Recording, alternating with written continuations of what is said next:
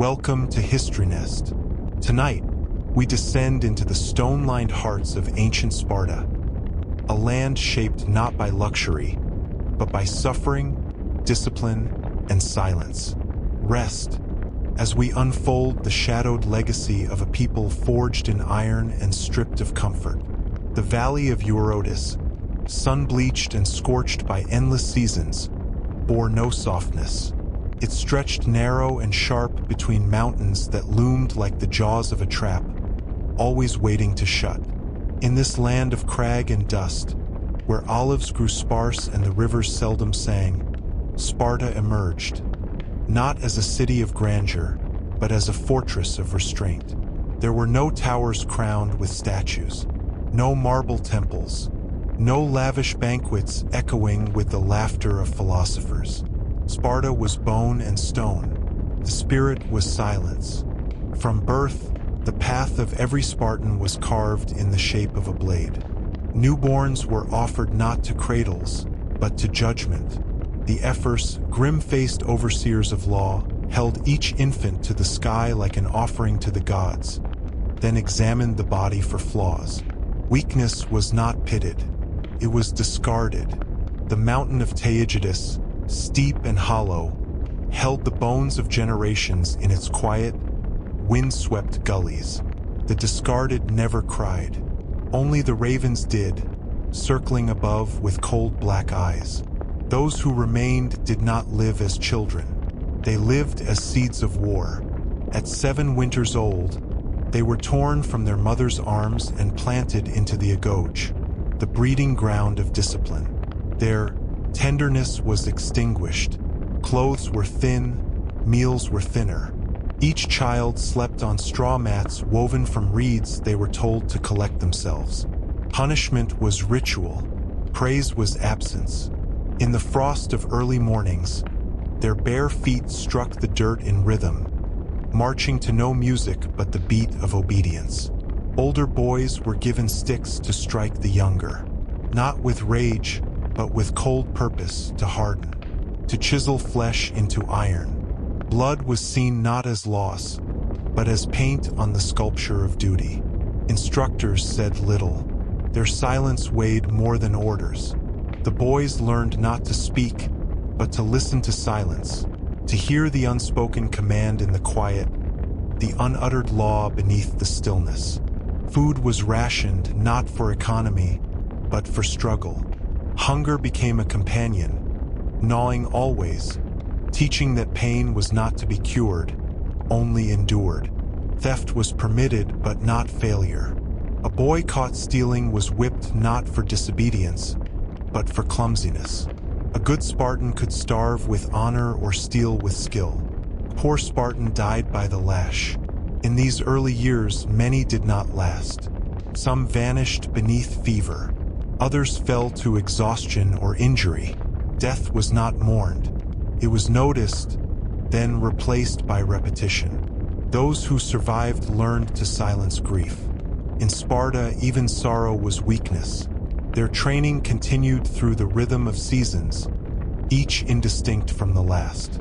Summers brought heat that baked the land like clay. Winters brought winds that scraped skin raw. Boys wrestled in sand, barefoot, chests bare, knuckles split. They fought not for victory, but for pain. Pain was the only teacher who never left. At 12, their hair was cropped close. Their bodies lean, sun-blackened, hardened into wiry tools. Nights were cold. Blankets were forbidden. Each learned to shiver silently. They were taught to walk barefoot on stone, to speak only when necessary, to gaze forward in line without blinking. The body learned obedience. The mind was trained to follow. And always, beyond the agoge, loomed the cryptic presence of the cryptia, the hidden force. At 16, boys were watched, judged. Those deemed ready were selected for the right. Disappearing in silence, they emerged as shadows, sent alone into the countryside, armed only with a dagger and rags. They were to live off the land and kill. Their target was not foreign enemies but helots, the enslaved people of Laconia who worked the fields, built the homes, grew the food. Each year, war was declared upon them, a symbolic gesture to legalize the ritual slaughter. The youth, now hunters, crept through reeds and darkness, watching for movement. The killing was silent, calculated. Not for rage, not for cruelty. For training, for dominance. No record was kept. No names were written. Only the dead remembered what the living were forbidden to speak of. Back in the city, the walls remained absent. Unlike Athens or Thebes, Sparta had no stone defenses. The breast of a Spartan is his wall, they said. Outsiders mocked their architecture, but none mocked their silence. None mocked the blades that shone without polish, or the men who marched without songs. Women, too, were hardened. They did not fight in war, but in childbearing and discipline. Their bodies were trained in athletics, not for beauty, but for endurance. A woman was honored not by wealth, but by sons. Sons who returned on their shields or not at all. Marriage was not ceremony, but function. Husbands lived in barracks. Wives bore children in isolation. Romantic affection was alien. Duty prevailed. Even in union, there was solitude. The diet of the Spartans reflected their soul. Black broth, thick and foul, made from boiled pig's blood and vinegar. It was eaten in silence, in common halls, shoulder to shoulder with others who had also killed, trained, and suffered. Bread was dry, meat was rare, wine was diluted to rob it of joy. Indulgence was foreign, luxury treasonous. All of Sparta beat in the rhythm of discipline. There was no marketplace echoing with vendors, no theater with laughing crowds, no poets in the square. There was only the gymnasium, the barracks, the arena. Every path led toward war, and every war led back to home, if one was fortunate. Fortune, however, was never trusted. The gods were watched, feared, appeased with blood and silence. Offerings were made in twilight, not in song, but in quiet procession. Statues of Ares stood shadowed in corners, not glorious, but brooding. The priests seldom spoke. Omens were drawn from the flight of birds, the entrails of goats. Everything was read in signs. Everything was interpreted as test. And so, year upon year, the city endured. It grew not in beauty or wealth, but in shadow. The Eurotas still whispered at its edge, low and cold. The mountains watched like sentinels. The children became men. The men became elders, and the cycle repeated, again and again, like the slow sharpening of a blade that was never meant to dull. Sparta stood not in triumph, but in stillness. The silence outlasted empires. Its laws outlived kings.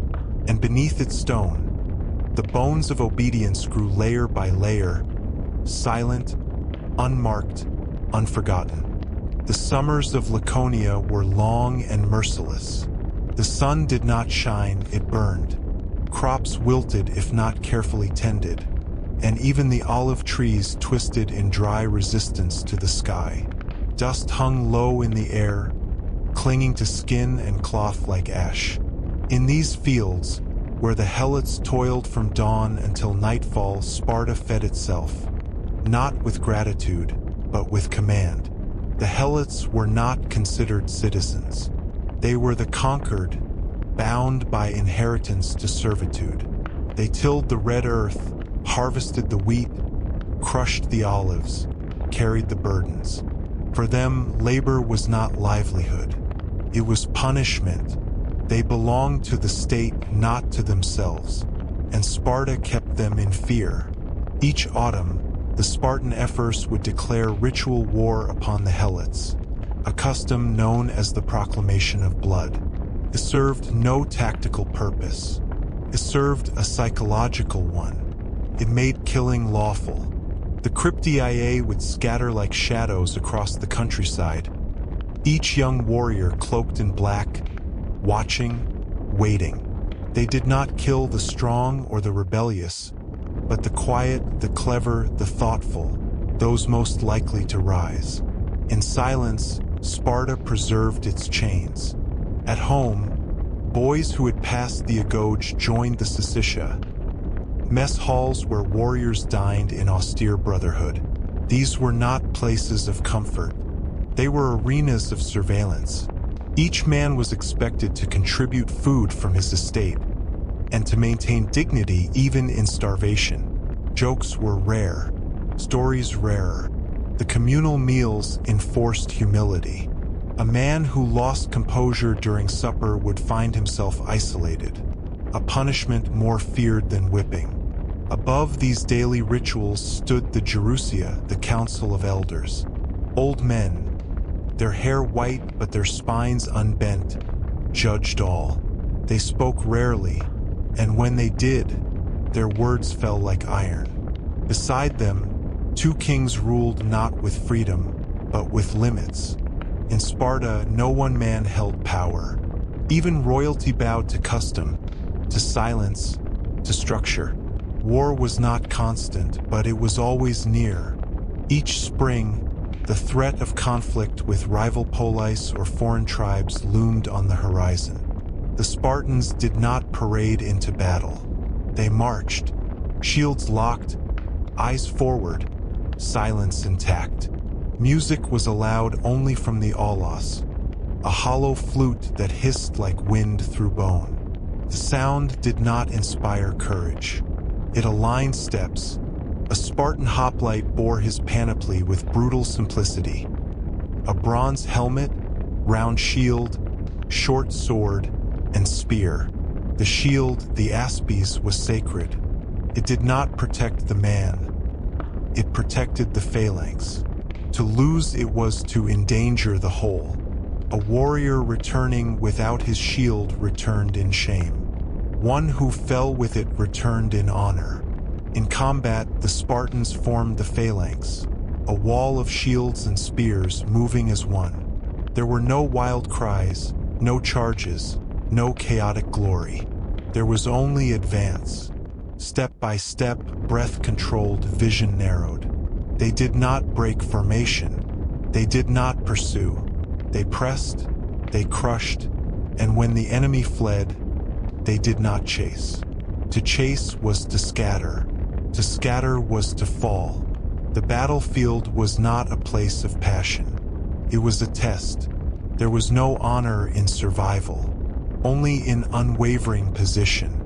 Those who survived did not return to cheering. They returned to duty. Their wounds were treated with wine and ash. Infection was a common teacher. Limbs lost were wrapped in linen, and pain was worn like armor. Few complained. Complaints were for the dead. The women of Sparta, meanwhile, endured a different war. While the men bled in fields or trained beneath stone roofs, the women commanded the home, the estate, the slaves. Spartan women held more control over property than any others in Greece, yet they remained bound to silence and function. They bore children not from joy, but necessity. A woman without sons was pitted. A woman whose sons died in war was honored. When a child was born, the mother whispered only one thing before returning to stillness: be strong or be nothing. This was not cruelty. It was legacy. Religion in Sparta offered little relief. The gods were not painted in soft colors. They were harsh and distant, forces to fear, not embrace. Offerings were made before campaigns, before harvests, before births. The blood of goats, bulls, or even prisoners might stain the altars. No temples bore grandeur. Shrines were simple. The divine did not dwell in marble. It watched from stone and earth. At night, Sparta did not sing. It listened. Crickets scraped their legs in dry rhythm. The wind moaned through pine. Fires burned low, smoke rising in thin trails. Sleep came slow. Eyes remained half open, ever wary of shadows. Even festivals were rituals of discipline. The Gymnopedia celebrated youth through endurance. Boys danced naked under the sun for hours, exposed to heat, to observation, to judgment. The dance was not for grace. It was for grit. And then there was the diamastigosis, the whipping contest. At the altar of Artemis Orthia, boys would be lashed until they collapsed or bled unconscious. The crowd watched in silence. The blood was seen not as sacrifice, but as purification. Some died. They were remembered not as victims, but as martyrs to resilience. The helots were forced to watch.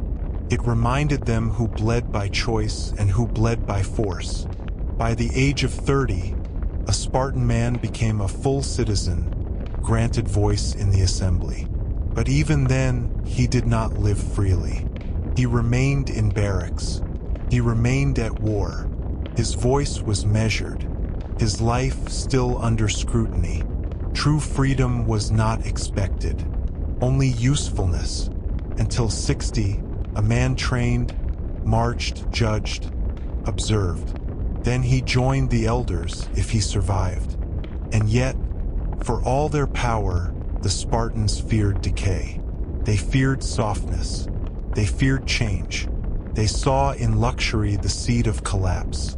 They watched Athens with suspicion. Its art, its democracy, its pleasure. To the Spartans, these were illnesses of excess. Decay disguised as culture. To remain strong, they chose stillness.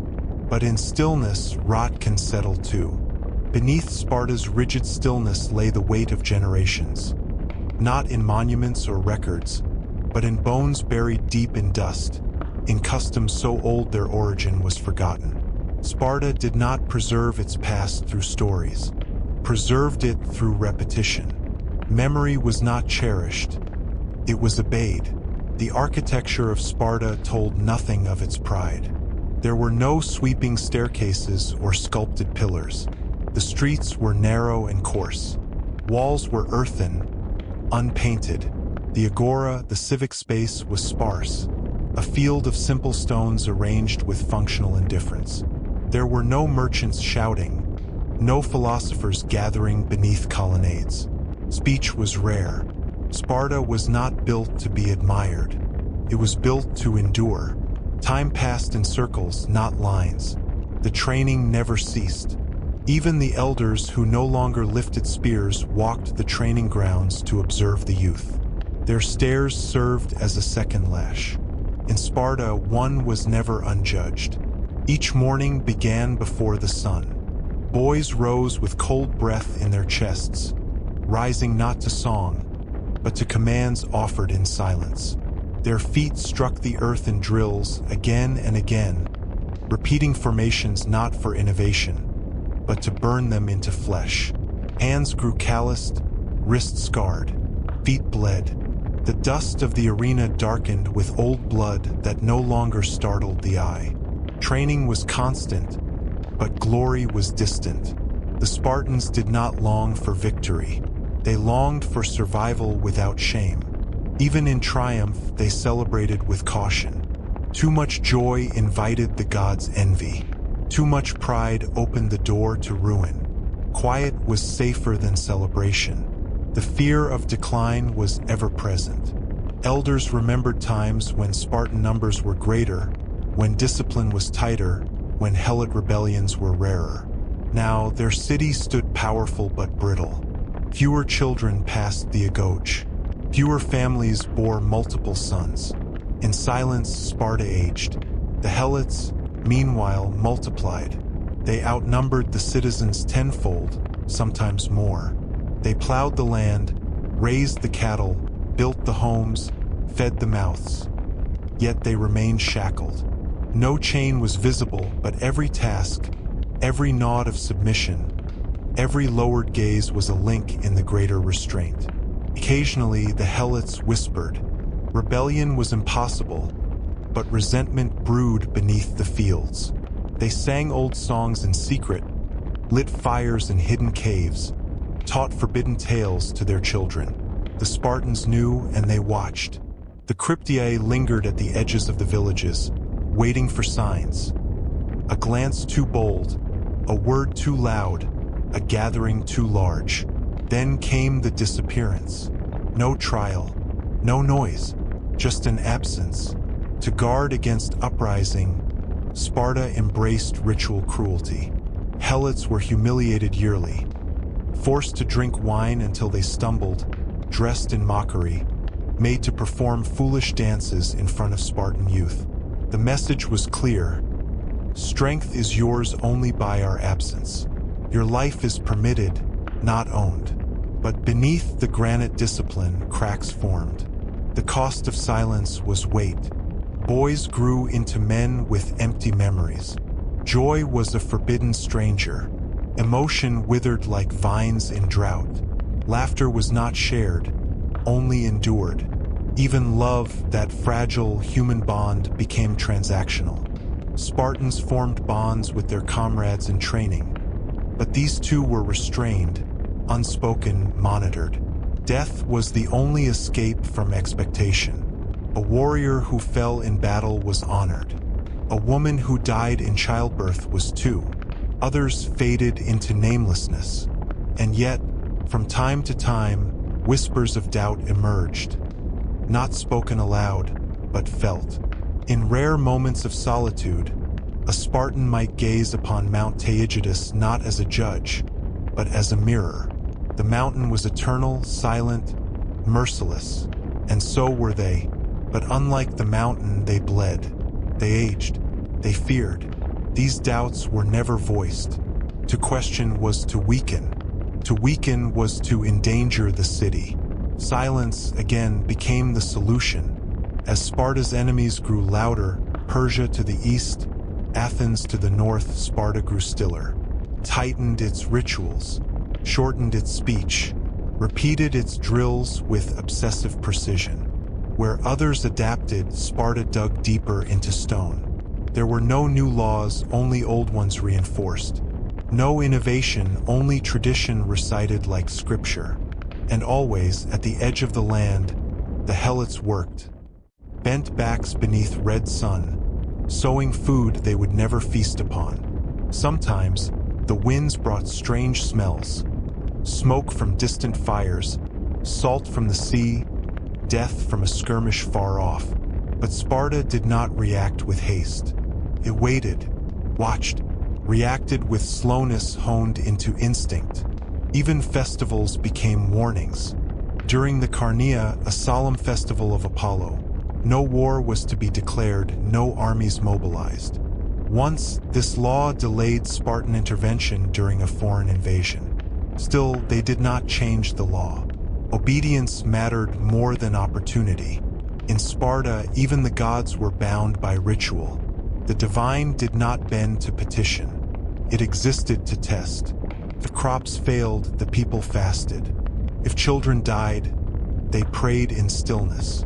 There was no drama in faith, only austerity. One prayed not for miracles, but for endurance. The years passed. Sons replaced fathers. The agode remained unchanged. The blood soaked into the sand dried and flaked beneath new layers. But beneath the repetition, something began to shift. Not loudly, but imperceptibly. Like the first breath of autumn before the leaves begin to fall. The outside world grew louder. Athens filled its theaters with ideas. Persia marched with gold-laced armies. Macedonia stirred to the north. Even distant Rome whispered of ambition. And Sparta, still bare, still silent, began to cast a longer shadow, not of strength, but of absence. And still, in the red dust of Laconia, the boys marched barefoot. The ravens circled Taygetus. The Helots bent their necks. The elders watched in silence. And Sparta endured. Beneath the iron skies of Laconia, seasons blurred together. Spring did not bloom, it thinned the chill. Summer did not awaken, it smothered. The land remained dry, gnarled, unbending. Like its people, it resisted change. It remembered every boot that trampled it, every blood offering poured into its cracks. It held secrets in silence. Spartan life continued, not through momentum, but through resistance. Every action was calculated to preserve not the body, but the order. Each movement, word, and breath followed inherited patterns. The rhythm of existence was measured by tradition, not time. The years passed like stone grinding upon stone. Even at rest, Spartans did not loosen. Sleep came in short hours on straw-filled mats. The body curled around discomfort like armor. There were no soft beds, no silken sheets, no cradles. Blankets were rare. Comfort was seen as an infection, the first symptom of collapse. A Spartan who grew too warm risked becoming soft. A Spartan who grew too soft endangered all. Their days began before light, not with alarm but with habit. Feet struck cold earth. Limbs moved through familiar drills. Training was not an event. It was a state of being. Breathing, standing, marching, all performed with the same restraint. To be Spartan was not to live, but to contain. The Syssitia remained the anchor of adult life. Evening meals shared with comrades, always in silence or solemn recitation. The black broth remained unchanged. It was thick, dark, metallic. Its taste was never questioned. Appetite was not discussed. A man who frowned at his portion was met with stares sharper than blades. Above them, the Gerousia, still vigilant, observed like aging hawks. The council of 28 elders, all over 60, and the two kings issued decrees with slow deliberation. Debate was limited. Even dissent, when allowed, followed ritual form. Nothing erupted. Everything settled slowly, like ash upon stone. Justice was swift and laconic. Thieves were whipped. Cowards were marked, literally. A man who fled in battle or failed to uphold his duty bore disgrace visible in every step. They were denied seats at meals. Children avoided their gaze. Women refused their name. No scar was as lasting as dishonor. And yet, within the shadows of obedience, small fractures emerged.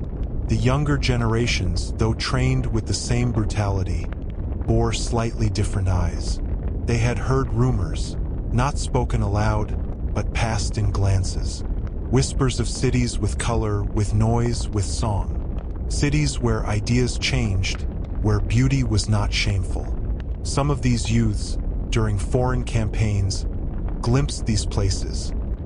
Athens with its painted columns, Thebes with its laughter, even the faint golden edge of Persian wealth. They returned home not with rebellion, but with confusion. The stillness of Sparta now felt louder, the silence more suffocating. But to speak of these thoughts was to risk exile, or worse, becoming a trembler, a branded disgrace. The Helots, ever beneath, felt these shifts more sharply. They noticed when patrols grew fewer, when the eyes of the overseers lingered longer with uncertainty. The Helots said nothing, not out of obedience, but patience.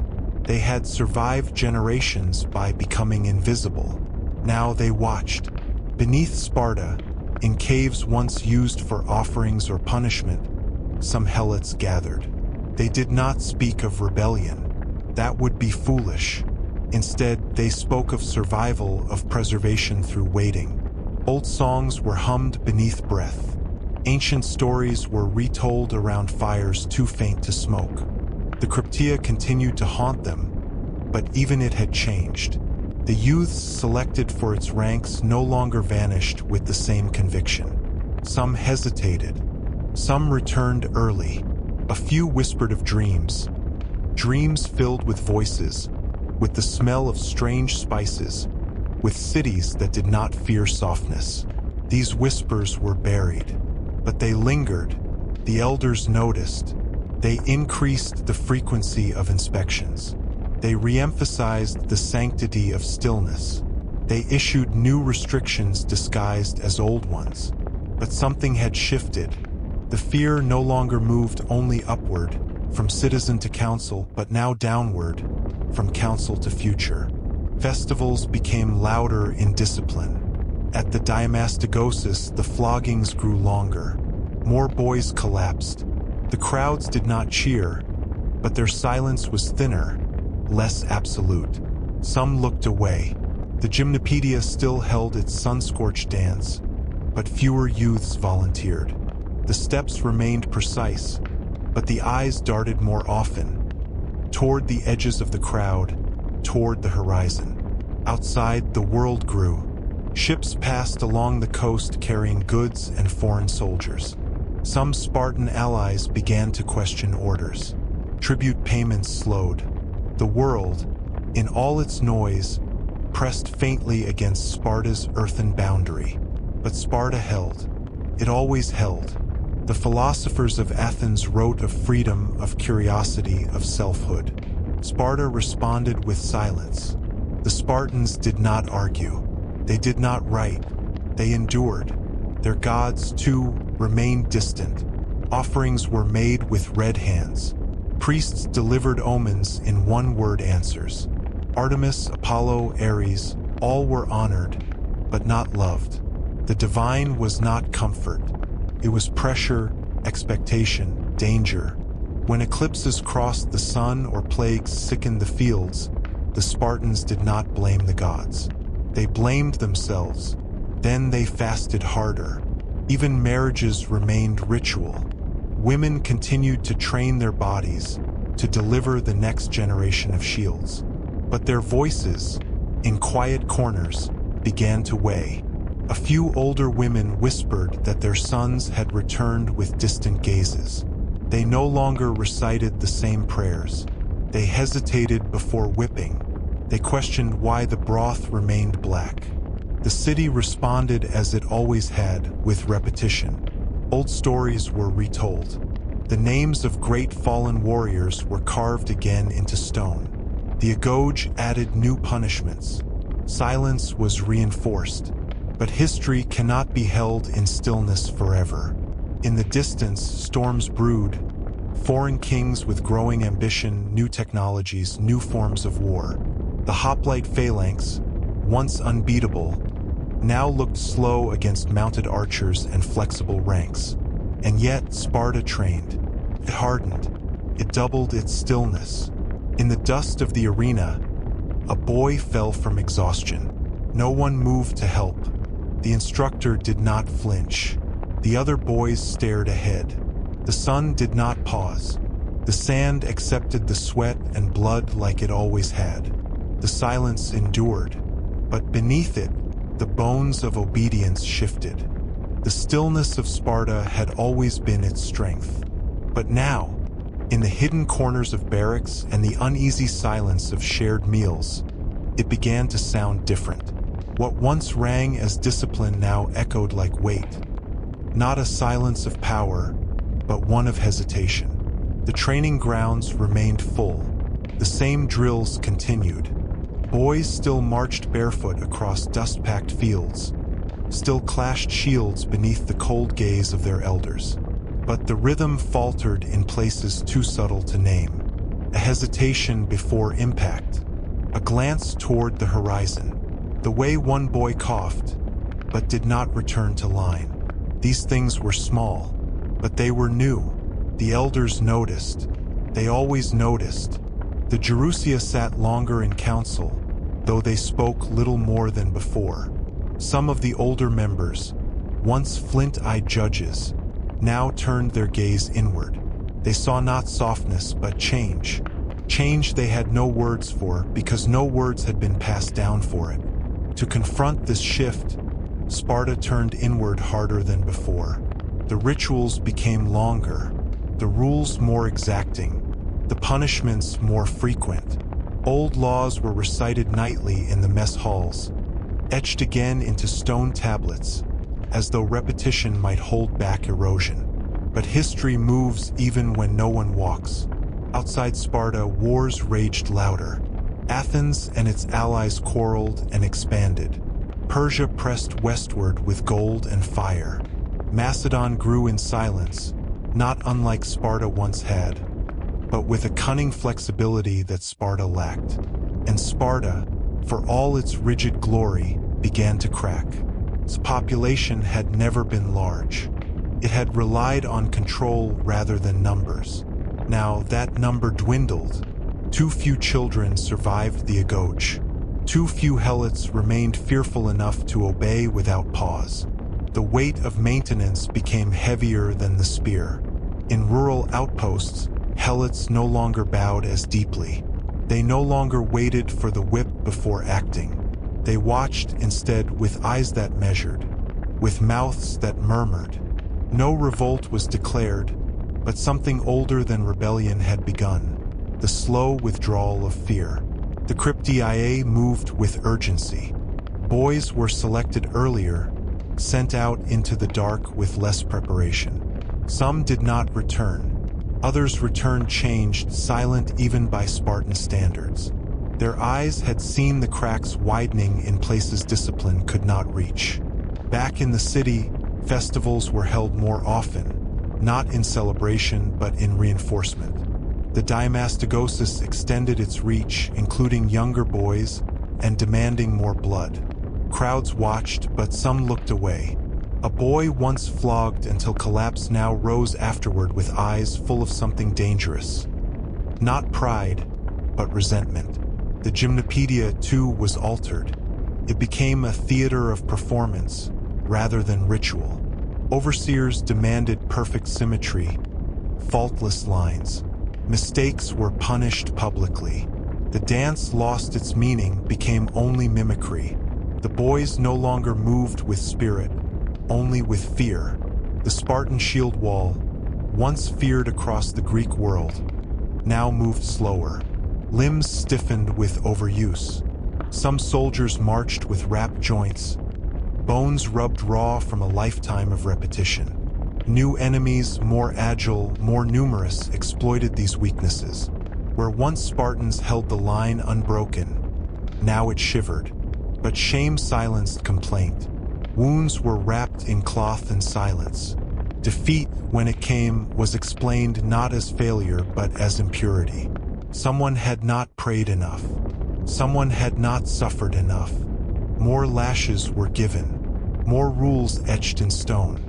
Women still bore children, still trained in body and expectation. But they, too, sensed the change. Births declined.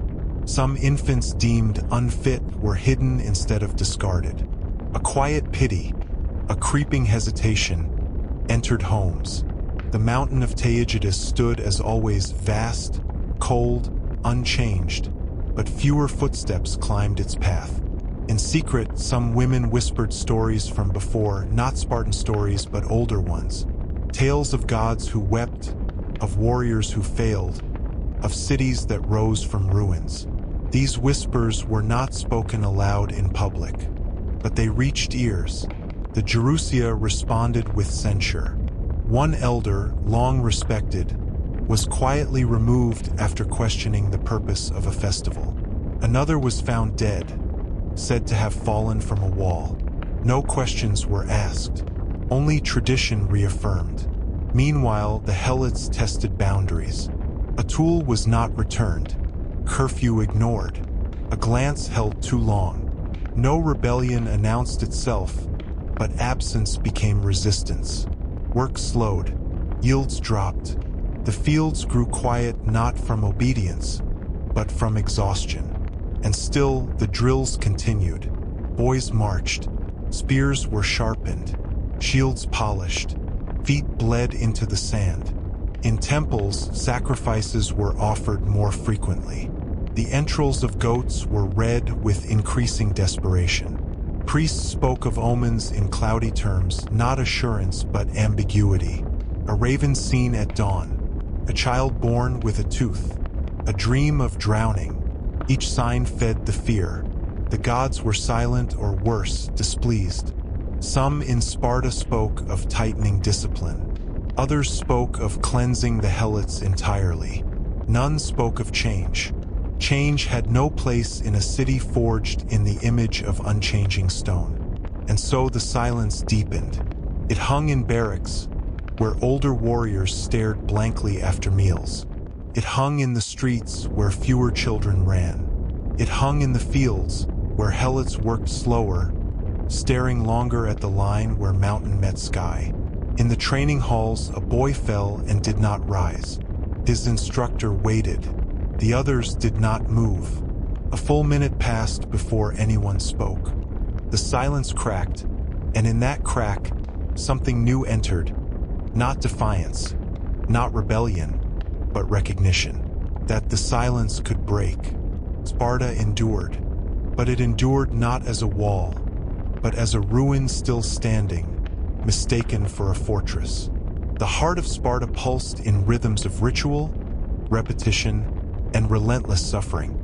Nowhere was this more evident than in the agoge, the system of training designed to carve warriors from flesh, to mold loyalty from cruelty, and to sculpt the silence of discipline from the chaos of youth. From the age of 7, boys were surrendered to the state, cast out from the warmth of the hearth and into the cold machinery of communal instruction. They became shadows, brothers in endurance, stripped of familial affection and renamed only by their survival. Within the barracks, daylight bled into dusk with no distinction. The stone walls were not merely bare but deliberately harsh, without softness or comfort. Mats were denied, cloaks were thinned, footwear was forbidden. Hunger gnawed at their bellies like a familiar companion, encouraged by the overseers as a lesson in deprivation. Theft was condoned, even praised, so long as the thief was not caught. The lesson was not morality, but mastery. Instruction was not merely physical, though their days were filled with exercise so exacting it bent their bones before it built their muscle. It was a moral inversion, a reconstitution of the soul. Compassion was replaced with obedience. Independence was whittled away until only the blade of communal purpose remained. They were taught to distrust softness, to loathe the ornamental, to spit upon laughter and weep only in secret. Emotion was not outlawed, but buried alive beneath calluses and blood. Each boy was paired with an older youth, a kind of sanctioned mentor who guided and dominated in equal measure. These bonds were forged through control, a sanctioned intimacy not born of affection but forged as a tool of loyalty and surveillance. They watched each other like reflections, reporting weakness, sharpening resolve. These relationships were neither tender nor voluntary. They were bonds carved under the state's gaze, threaded not with care, but with the requirement of endurance. Discipline came not only with fists or whips, but with hunger, sleep deprivation, and isolation. Those who broke rank were not expelled, they were broken. The system had no place for rejection. Failure was recycled, punished, and reforged until the identity cracked and a new one emerged. Nameless, faceless, obedient, the boys shaved their heads, wore the same tattered garments, and spoke in the same laconic brevity that Sparta demanded. To speak too much was a sin. To stand apart was a death wish. Outside, the harsh Laconian terrain served as both teacher and judge. The mountains loomed like silent jurors. The dry wind carried the scent of iron and ash. In the fields, they learned stealth by stalking wild animals and endurance by sleeping without shelter. They were not allowed to cry out, even when bitten, even when broken. Silence was proof of strength. Blood was proof of loyalty. Pain was proof of belonging. The rites of passage culminated in events that walked the edge of ritual and torture. Among the most harrowing was the ordeal at the altar of Artemis Orthia, a ceremony cloaked in religious observance, but saturated with cruelty. Boys were whipped before the goddess's gaze, not for sin, but for spectacle. The crowd watched not in horror, but in approval. Mothers stood among the onlookers, offering no protest. A boy who faltered in screams was a disgrace. A boy who died was a martyr. This was not merely punishment. It was revelation. Through blood, the veil of childhood was stripped away. Through endurance, the mask of the warrior was affixed, and once donned, it could never be removed. Graduates of the Agoge emerged not as men, but as tools sharpened and worn, indistinct from one another, faceless beneath the crimson cloak and polished shield. They returned to their homes not as sons, but as wards of the state, permitted to live among their families, yet belonging entirely to Sparta. They had become part of the machine, indistinguishable from the steel they carried. Their mothers wept in secret, if at all. In this silence of brotherhood, there was no warmth. There was only unity, a unity not of love, but of necessity.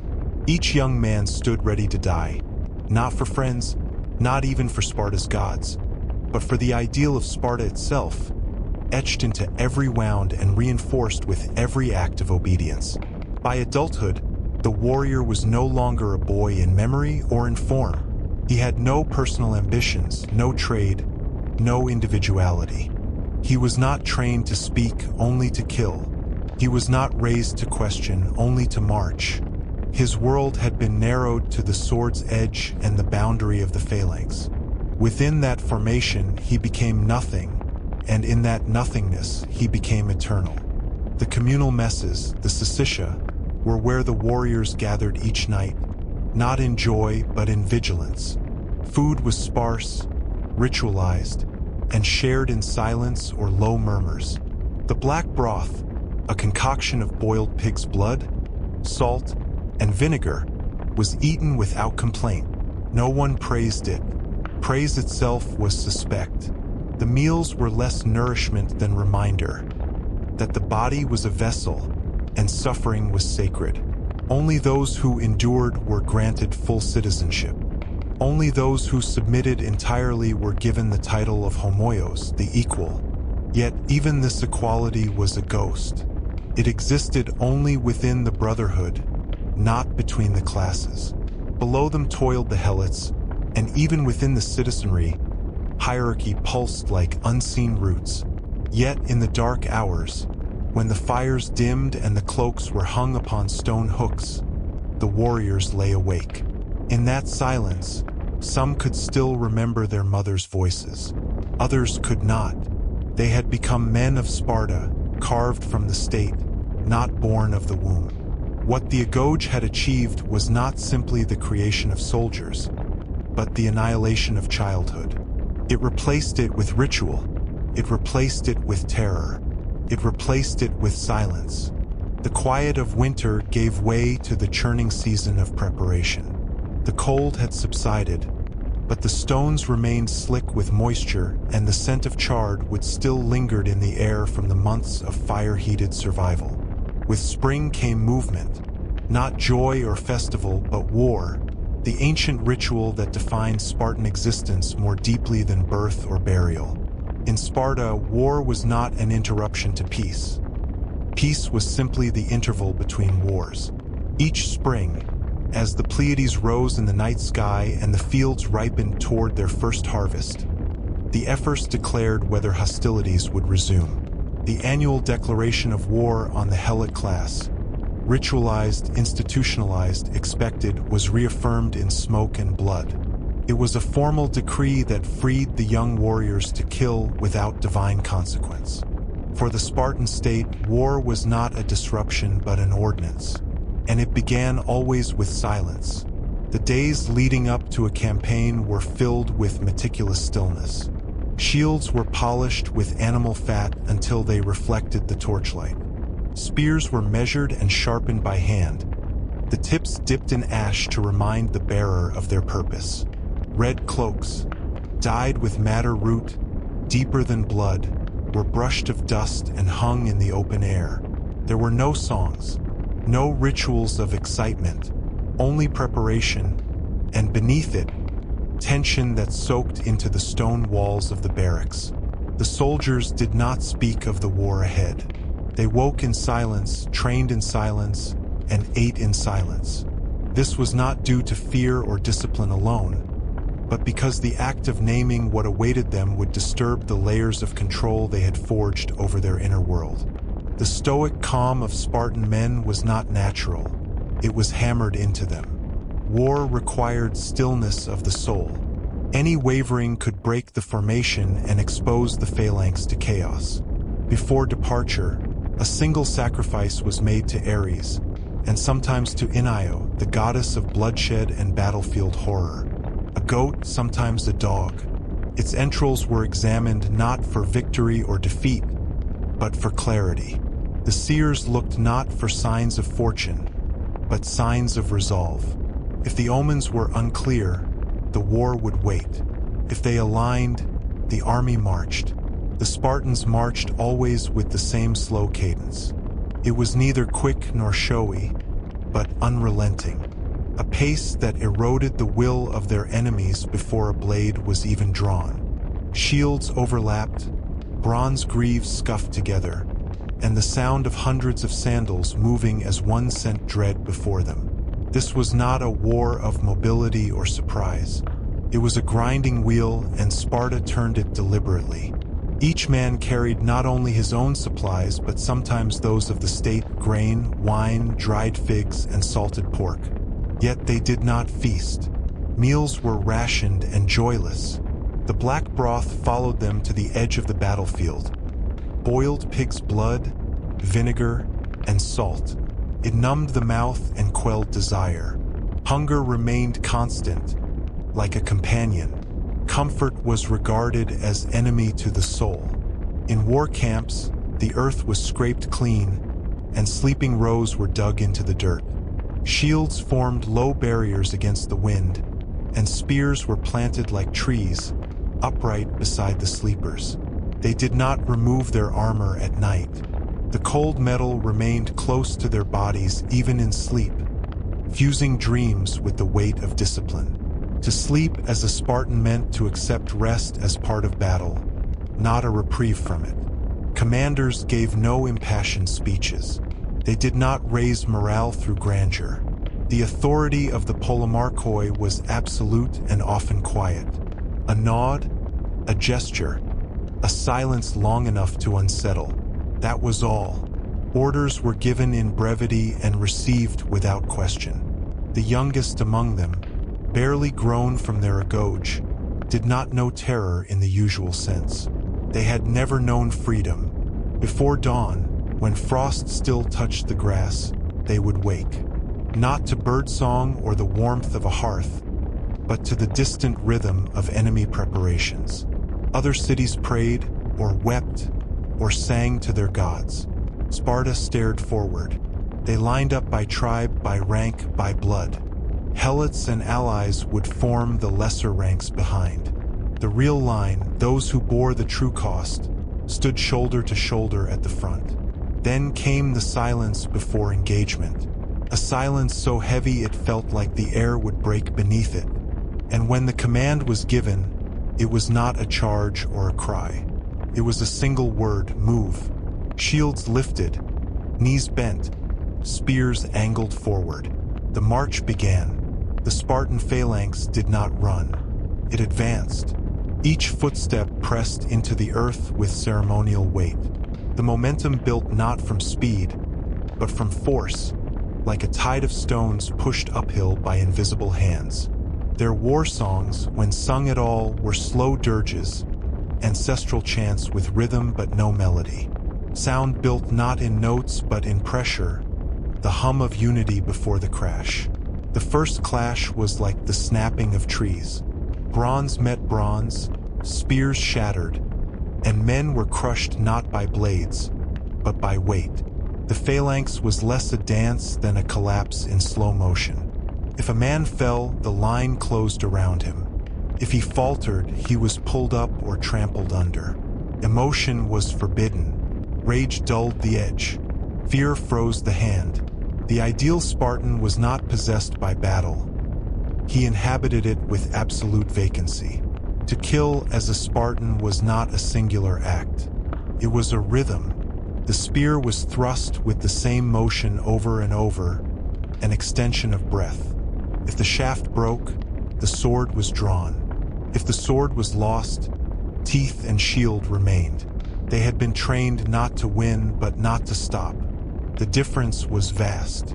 After battle, they did not cheer. The field was walked slowly, as if through a garden. Helots stripped the bodies, burned the dead. Spartans examined their own wounded with indifference. Those who could walk were ordered to return. Those who could not were judged. To die was acceptable. To return broken was not. The injured were not celebrated. They were liabilities, and liabilities were not honored in the state. The wounded who could no longer serve were left behind or removed from ranks. They were given minimal rights and sometimes no marker. Only the dead who had fallen in perfect obedience were buried in honor. Their names etched into stone without adornment. No poetry, no legacy, just the name and the sign of the lambda, the mark of Lacedaemon. When the army returned to Sparta, there was no triumph. The gates did not open in celebration. The city received them with the same stone-faced silence with which it had released them. No spoils were paraded. The fallen were not publicly mourned. Women wore no garlands. Children sang no songs. The state remained unmoved. The waning months of the Spartan year brought a darkness that was not only seasonal. The sun, though still loyal in its rising and setting, cast a bleaker light over the Taygetus hills. Its warmth weakened, and in the lengthening shadows of the stone barracks and wind-chafed fields, the rites of the iron were revived with their full and unflinching cruelty. The iron, those who had completed the agoge and survived the transition into manhood, were now burdened with a new task. They were not yet equals. Before they could join the homoioi, they were to serve as watchers of those below them and instruments of discipline. They were entrusted with younger boys, assigned to guide them, punish them, monitor their development, and strip away the final threads of childish mercy. It was said the iron learned true Spartan leadership not through command, but through control. Their rituals were as much symbolic as they were physical. In a small clearing outside the city walls, where stones were carved in concentric circles into the earth, they would bring the boys at dusk. There, by the flicker of animal fat torches and under the eye of the mountain gods, they would recite the ancient oaths. Silence was demanded. Movement was minimal. Only the wind, whistling through thin pine and blackened olive, gave voice to the ceremony. Each boy would kneel upon a flat stone, their backs bare, the cold from the earth seeping into their knees. The iron would recite lines from the Retra, the foundational law of Sparta, while an older warrior struck a rhythm on a skin drum made from goat hide. Then came the lash, a swift, calculated strike with a strip of ox leather. It was not intended to punish, but to temper. Pain was not to be feared, but absorbed, accepted, transcended. Among the watchers were older men, chosen not for their wisdom but for their endurance and silence. They did not intervene. They did not guide. They only observed, recording with their eyes the faces of those who flinched and those who did not. From these sessions, judgments would be made, silent ones, passed between glances. Some boys were marked for leadership, others for rejection, a few for erasure. Food was withheld in the days following these rites, not as punishment but as reinforcement. Hunger and pain were coupled, forcing the body to adapt while the spirit remained unbroken. Those who dared to steal, for many did, would be beaten not for the theft but for failing to conceal it. Cunning was respected, not obedience. The city itself seemed complicit in this silent cruelty. Mothers turned their eyes away, fathers spoke little. Only the Helots, the enslaved majority who labored in silence, bore witness with empathy, their eyes hollowed by years of suffering. They moved along the edges of the training fields, bearing food and water, clearing the blood-stained stones. Some whispered that the Helots buried bones of failed students in unmarked graves, their existence forgotten by the state, remembered only by the soil. In the upper regions of the Eurotas Valley, the mountains grew colder still. Here, a select few iron were taken to complete the winter trials. Known as the Watchers of the Cold, these were not warriors in the traditional sense. They were sent alone, wrapped only in thin cloaks, into the frost-bitten slopes of Taygetus. Their task was to remain unseen, to gather intelligence from across the landscape, and to survive off whatever nature offered. The mountains, ancient and unmoved, showed no kindness.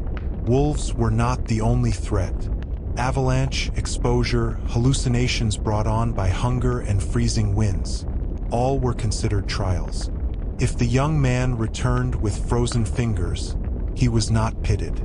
If he returned with missing toes, his silence was measured more than his limp. If he did not return, there was no funeral. Sparta mourned no one who failed a trial. These rituals, silent, methodical, brutal, were not episodes of cruelty, but foundations of identity. The iron were the transitional spine of the Spartan state. They bridged the gap between endurance and command, between obedience and discipline. Through them, the city ensured that only the hardest, the coldest, the most compliant yet calculating would rise to bear shield and spear.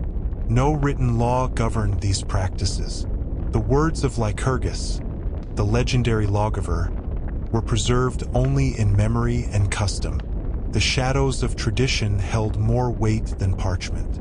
And so, even as seasons passed and men aged, the rituals remained, unbroken, whispering across generations. The cold was not feared. The pain was not cursed. Death, even when premature, was not considered tragic.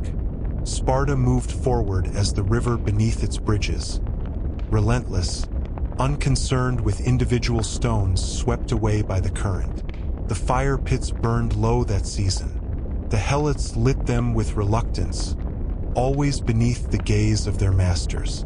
On the edges of the city, mothers listened for the footsteps of sons who may not return. Silence filled the homes more than conversation. Statues of Ares were washed in goat blood, not as prayer, but as habit. In Sparta, even worship was cold and ceremonial, stripped of joy, rooted in obligation. And so the iron watched, commanded, and bled. They became mirrors of the state, hardened, unspeaking, composed of ritual and silence. As the winter deepened, so did the eyes of those who survived.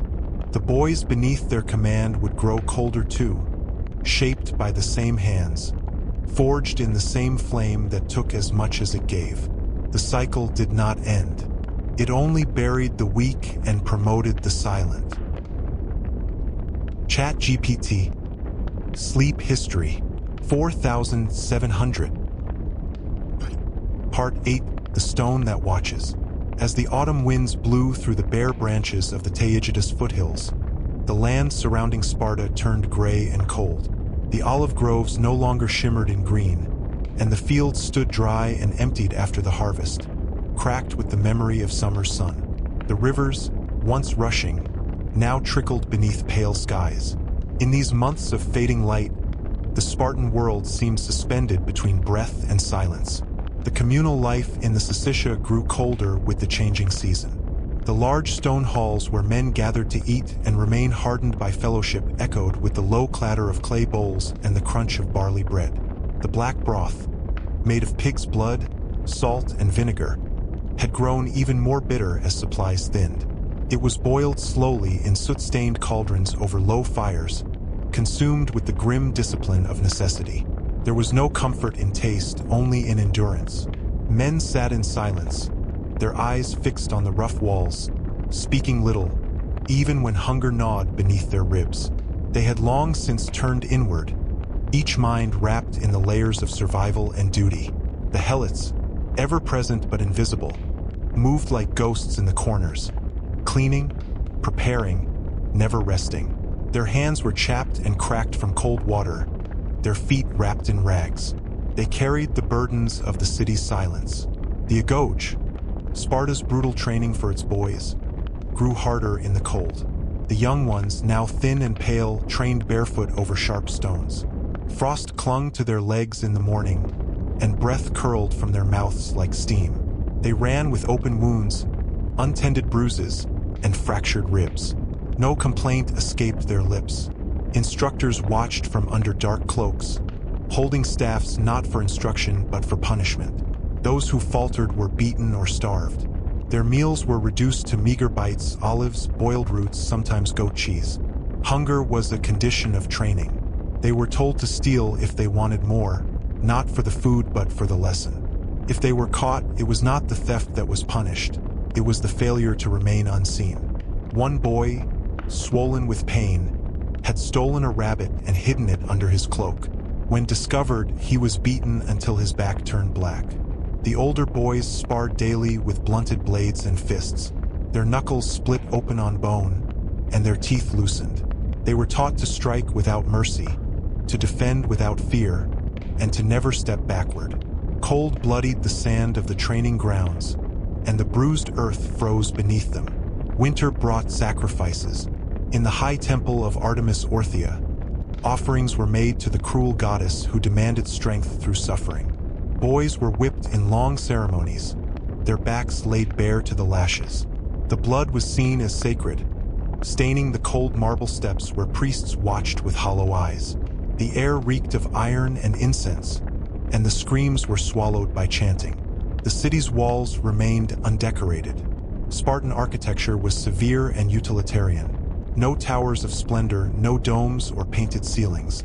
Only stone, cold, unmoving, and gray.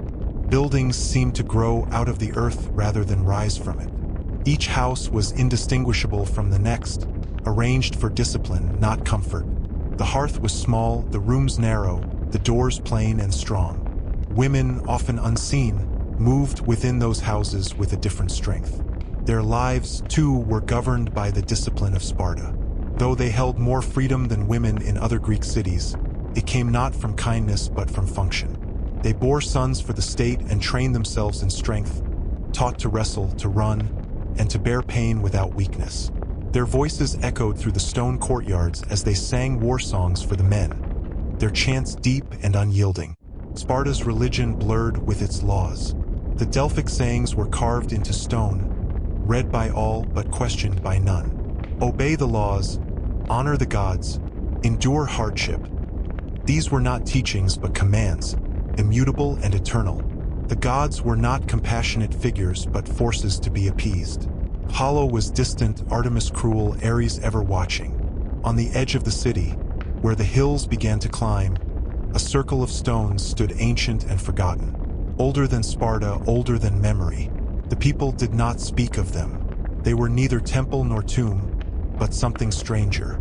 Moss crept over their bases, and the air between them remained still even in strong winds. A legend persisted, whispered only by helots, that the stones watched the city, and that each warrior who died without honor was drawn to them, to wander eternally. One night, when the cold was thickest, a small group of boys was taken to the stones. It was a test, unofficial, unspoken. They were to sleep there, without fire, and return only at sunrise.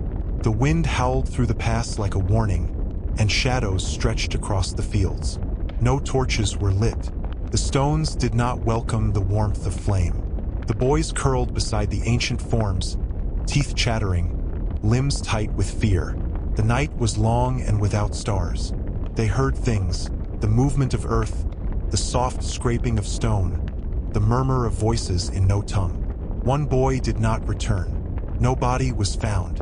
The others were told never to speak of it. The elders, long wrapped in red cloaks and silence, met in chambers carved into the earth. There, among oil lamps and flickering shadows, they decided the fates of others. Their lives were measured in silence and sacrifice, and their judgments never wavered. No softness existed in their speech, for they had given it up long ago. War was no longer constant, but its breath still hung in the cold air.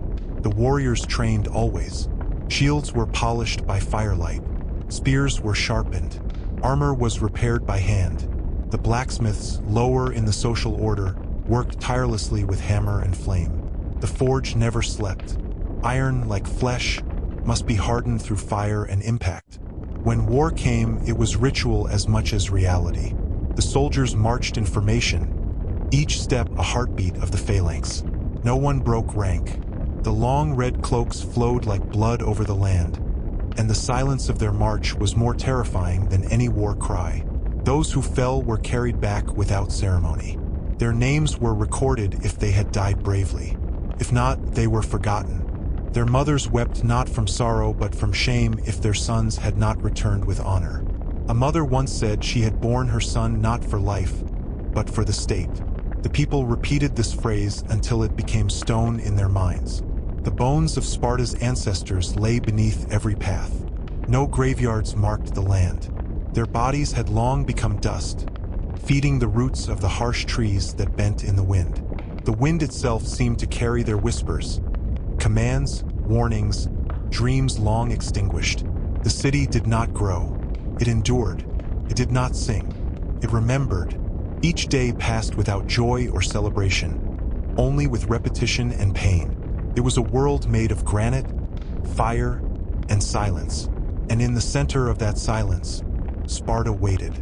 For war, for death, for nothing. In the deepening silence that followed the dusk, when the olive trees stood like petrified sentinels under a colorless sky, and the wind carried neither sound nor scent, Sparta became a different realm. The stillness of the plains, once so alive with the rhythm of drills and the clashing of wooden swords, turned ghostly. It was in these forgotten hours that the Cryptia moved. They were not a legion, nor a battalion. They were selected, chosen in youth, often from among the fiercest and most obedient of the Agoge, and sent into the wilderness with knives and darkness as their only companions. The Cryptia was neither training nor punishment. It was something beyond both. It was the shaping of silence into terror. The city knew of them, though none spoke. Among the Helots, their name was legend, a whispered curse and a shadow's warning. Among the Spartiate, it was a ritual, a reminder. The Cryptia existed to destroy resistance, to thin the Helot numbers, to eliminate leaders, rebels, or the merely defiant. But their deeper purpose, known only to the Ephors, was to harden the blade of Sparta not in war, but in preemptive cruelty. Each autumn, as the days shortened and the air thickened with cold, the Ephors would formally declare war on the Helots. It was a symbolic act, a legal fiction that permitted what would follow. The young men chosen would receive no instructions beyond this. Disappear, kill by night, return when told. They carried only daggers and minimal supplies, forced to survive in fields and forests by their own cunning. They struck silently, always from behind. A throat slit in the dark. A hut burned with no witnesses. A body found in the irrigation channels at dawn. Eyes wide, throat bloodless. The Helots learned not to gather, not to speak after sundown, not to show courage. Those who did, those who organized prayers or whispered of rebellion, were the first to vanish. This part of Spartan life was almost mythological, even among citizens. Parents told stories in hushed tones, warning children to obey, to be still after dark. Those tales were not threats. They were inherited memories of truth. But even within the ranks of the Cryptia, terror brewed. For it was one thing to be ruthless in the din of battle, quite another to creep silently through frostbitten reeds and murder the unarmed. Those who hesitated were never seen again. They were not punished in court. They were erased, a quiet excision performed in the dark by their own brethren. The Cryptia was purification through guilt, a cold baptism in blood and fear. In one particular winter, remembered only in fragmented whispers and old songs, the Cryptia was said to have taken not dozens, but hundreds. A Helot village vanished entirely. The ruins remained for generations, avoided even by animals. Blackened stone and splintered wood told the only tale. This winter was long, windless, and cold, and those who passed through it emerged changed. Not proud, but hollow. The Ephors claimed the purpose was control, but in truth it was to feed a deeper philosophy, that Spartan warriors must learn to destroy without question. It was this philosophy that carved their minds into weapons as sharp as their bronze blades. By eliminating the soft spaces of morality, the state forged something unbreakable. Yet the consequences were subtle and generational. Among the older warriors, one found not only discipline, but a deadness behind the eyes, the kind of emptiness that echoed. They did not speak of those nights. They offered no stories of youthful valor. What they carried with them was colder than silence. It was absence. These silent blades were not honored in festivals or named in victory chants. Their scars were hidden, their memories unspoken. They had become shadows in the daylight, visible but not seen. And though they returned to homes and marriages and drills, part of them remained in the darkness, among the olive groves, in the swamps, beneath the floorboards of burned huts. Some believed the cryptia also served another function, one never written or spoken, that it identified those who had become too unstable, too unpredictable, too consumed, and that, in the final weeks of each campaign, the Ephors sent watchers to follow the cryptia members themselves. And those found to have enjoyed their task too much or gone too far, they too vanished. Their bodies never recovered, their names uncarved on stone. Spartan society tolerated this machinery because it functioned, because it preserved the illusion of harmony between the rulers and the ruled. But the cost was immeasurable, paid in whispers and insomnia, in nightmares passed down like heirlooms. And so, when the cold wind returned each year, and the shadows grew longer across the clay roofs and bare fields, the city held its breath. The knives would soon return to the night, and none, not even the bravest, wished to be remembered by them. Sparta was not simply a land of warriors. It was a land of silence, and in that silence the cryptia walked. The blackened hills of Laconia bore their scars like open wounds in the dimming summer heat. The land, once tilled in distant memory by free men, now groaned under the weight of its own bones. Beneath every olive tree was a story of blood. Beneath every stone a whisper of loss. The earth, heavy with the echo of past violence, yielded reluctantly to the plow, and what little grew did so not by grace, but by sheer defiance of decay. Far from the echoing clang of spear and shield, beyond the blind haze of battlefield valor, life in Sparta continued beneath the shadow of its iron demands. In every household, a slow and silent contest of survival unfolded. Food was measured in bitter pulses and dark bread, fermented in low ovens that exhaled the same acrid breath as the city's dying. The Helots harvested grain and pressed oil with fingers that trembled from exhaustion. Their backs were curved not with age but from the pressing yoke of generations. The Spartiates consumed little, not by virtue but by law. Indulgence was heresy. A man fattened on excess was a man softened, and softness was a crack in the phalanx. Their meals, shared communally in Sicilia, were a discipline more than a nourishment. The black broth, melas zomos, was ladled from great iron pots whose bottoms never cooled. Boiled pig's blood, vinegar, salt, and scant shreds of meat rendered the stew a thick, metallic echo of sustenance. It was not meant to be enjoyed. It was meant to remind. In the pale morning hush, boys marched barefoot over broken shale, bodies taut with sinew, cloaked only in red-dyed tunics. Red for concealment, red for shame. They learned to speak with their eyes, to betray nothing. Pain was currency. To weep was to be banished. Their instructors watched not to guide, but to prune. A boy who faltered was a weed, a root to be yanked from the soil before it poisoned others. And many were pulled quietly without ceremony. One morning they marched. By dusk, their sandals were left at the edge of the river. Some nights, they were cast into the wild, one by one, to live as wolves. Cryptia, the black rite. There were no candles, no prayers, only the dark, the cold, and the silence of trees. Their task was not survival, but subjugation. A helot seen moving after dusk could be killed without penalty. It was called necessity, but for the youth it was also a test, not of strength but of purity. Would they hesitate? Would they flinch before extinguishing a life deemed lesser? Sparta needed certainty.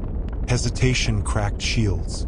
Each returning boy was a whisper thinner, his eyes hollower, movements honed by deprivation and the fevered pulse of guilt.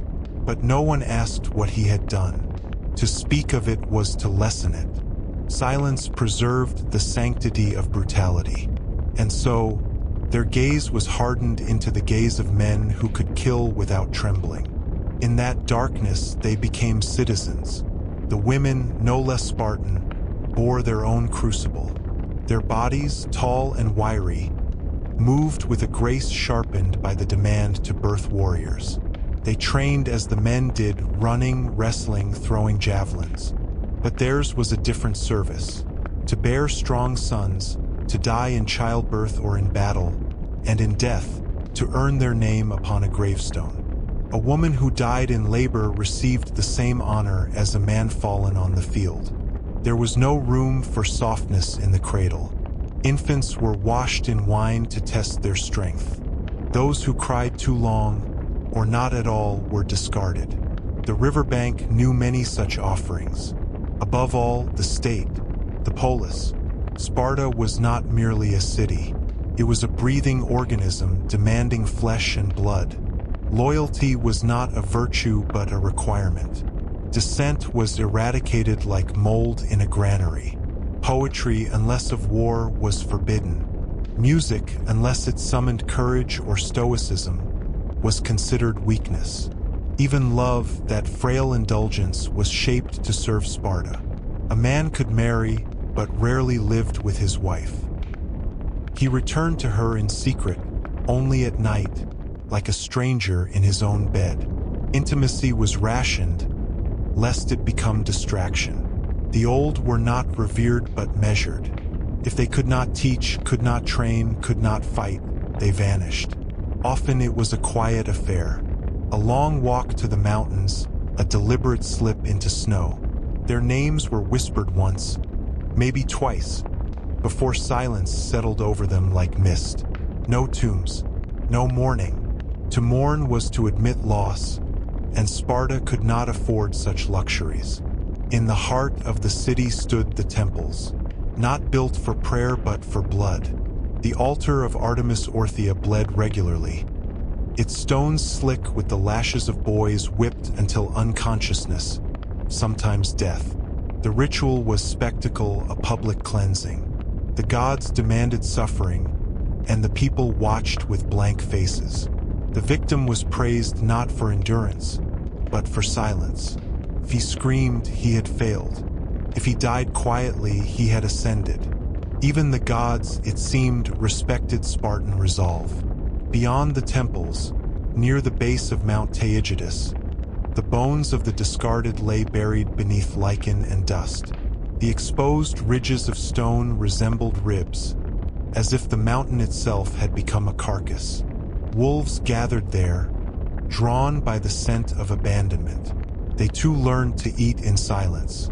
In Sparta, even the seasons were sharpened. Winter did not soften with snow, but stabbed with frost. Summer did not warm, but withered. The wind carried ash from distant hills where helots toiled in burning fields, punished for invisible sins. Even the birds did not sing long. Their nests were raided for feathers, their eggs for rare protein. Trees grew sparse and hunched, crooked by generations of wind and rot. The olive groves twisted as if recoiling from the soil itself. Men passed their youth trained still. To rust was to die. They sparred in open squares, their chests glistening with sweat and blood under the harsh gaze of the sun. Blades dulled from use were not discarded. They were resharpened with whetstones made from older blades, reforged from the dead. Nothing wasted. Memory itself was recycled, turned into chants and codes. Stories were told not with warmth, but with precision. The past was not nostalgia. It was a litany of lessons, chiseled into discipline. War, when it came, was not disruption. It was confirmation. Phalanxes marched not with pride, but with inevitability. Each man a single scale in a monstrous creature. Shields overlapped like the plates of a beast. Spears formed a forest of death. Their march sounded like thunder, not from their boots, but from the silence between them.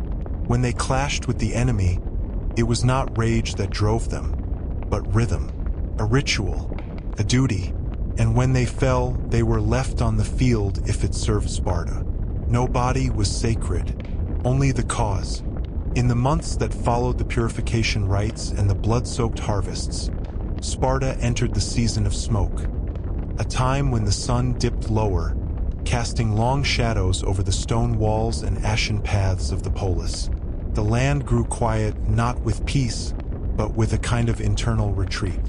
It was a pause not of serenity, but of dread suspended, for war never slept in Laconia. It merely turned inward, incubated in the blood and discipline of the young, and awaited its inevitable return. Winter in Sparta did not howl with storms or bury its cities under snow. Instead, it arrived like a breath withheld. The winds from Mount Taygetus descended cold and dry, rattling through the cypress groves and drawing dust from the brittle earth. The Euphoroi declared the beginning of the season of restraint, not for festivity, but for tightening. Food rations were halved. Fires in homes were regulated by decree, and public gatherings were replaced by mandatory silent vigils. The agoge shifted tone. While the physical training of the youths never ceased, it now took on a darker form. Barefoot and thin-cloaked, the boys were led into the foothills at dawn, where they stood in silence until the sun breached the ridgeline. These moments were not for reflection or prayer. They were meant to strip the soul, to make the child forget the warmth of hearth, the taste of bread, the sound of joy. This was the season when the boys were instructed to not speak at all except when addressed by a superior. The penalty for a misplaced syllable was severe, whippings that left patterns like the branches of dry trees etched into the flesh. While the young were silenced, the elders convened. The Gerousia, gray men whose eyes bore more memories than light, gathered in the bronze-lined chamber beneath the temple. They read omens from the entrails of lambs, traced the cracks in sacrificial bones, and listened to the whispers in the wind. One particularly cold evening, the priests declared that a shadow loomed near the Eurotas, something old and crawling. The farmers had begun speaking of a strange animal glimpsed near the river, lean and black with eyes like dying stars. Nothing grew where its tracks passed. It devoured goats but left no blood. The council gave no answer. The citizens were instructed to remain silent about such sightings. Silence was an offering, they said. To speak the name of a thing was to make it real. Meanwhile, beneath the city's foundations, in the tunnels and stone ducts that carried water and breath through Sparta's underbelly, a different life stirred. Some of the helots, those subjugated laborers bound to the earth, began to speak in low tones about ancestral spirits waking in the bones of the hills. Their grandmothers dreamt of fires that spoke in tongues older than war, and some swore the olive trees bled salt when wounded. A few disappeared in the night, not escaped, simply vanished. The elders said they were taken by the deep earth, claimed, not stolen. In response, the kings ordered a nocturnal purge, a ritual slaughter of helots deemed suspiciously devout or too curious about old places. Dozens were taken from their huts and never seen again. Their screams were not recorded, and their names were not allowed to be spoken. This was a common practice called the kryptia, an invisible war to maintain the visible peace. Youths in training were selected to carry it out. They were sent into the darkness with daggers and came back with hands stained in silence. No monuments were built for the victims. Their graves were ditches, if dug at all. The earth was left to swallow them, and in some cases the winter rains did just that. In the low valleys, bones would rise each spring from the mud like forgotten memories. Amidst this shadowed landscape, the Spartans continued their training for open war. In one of the training camps near Amyclae, an elder warrior named Theridion took command. He was known for his hollow voice and eyes that never blinked.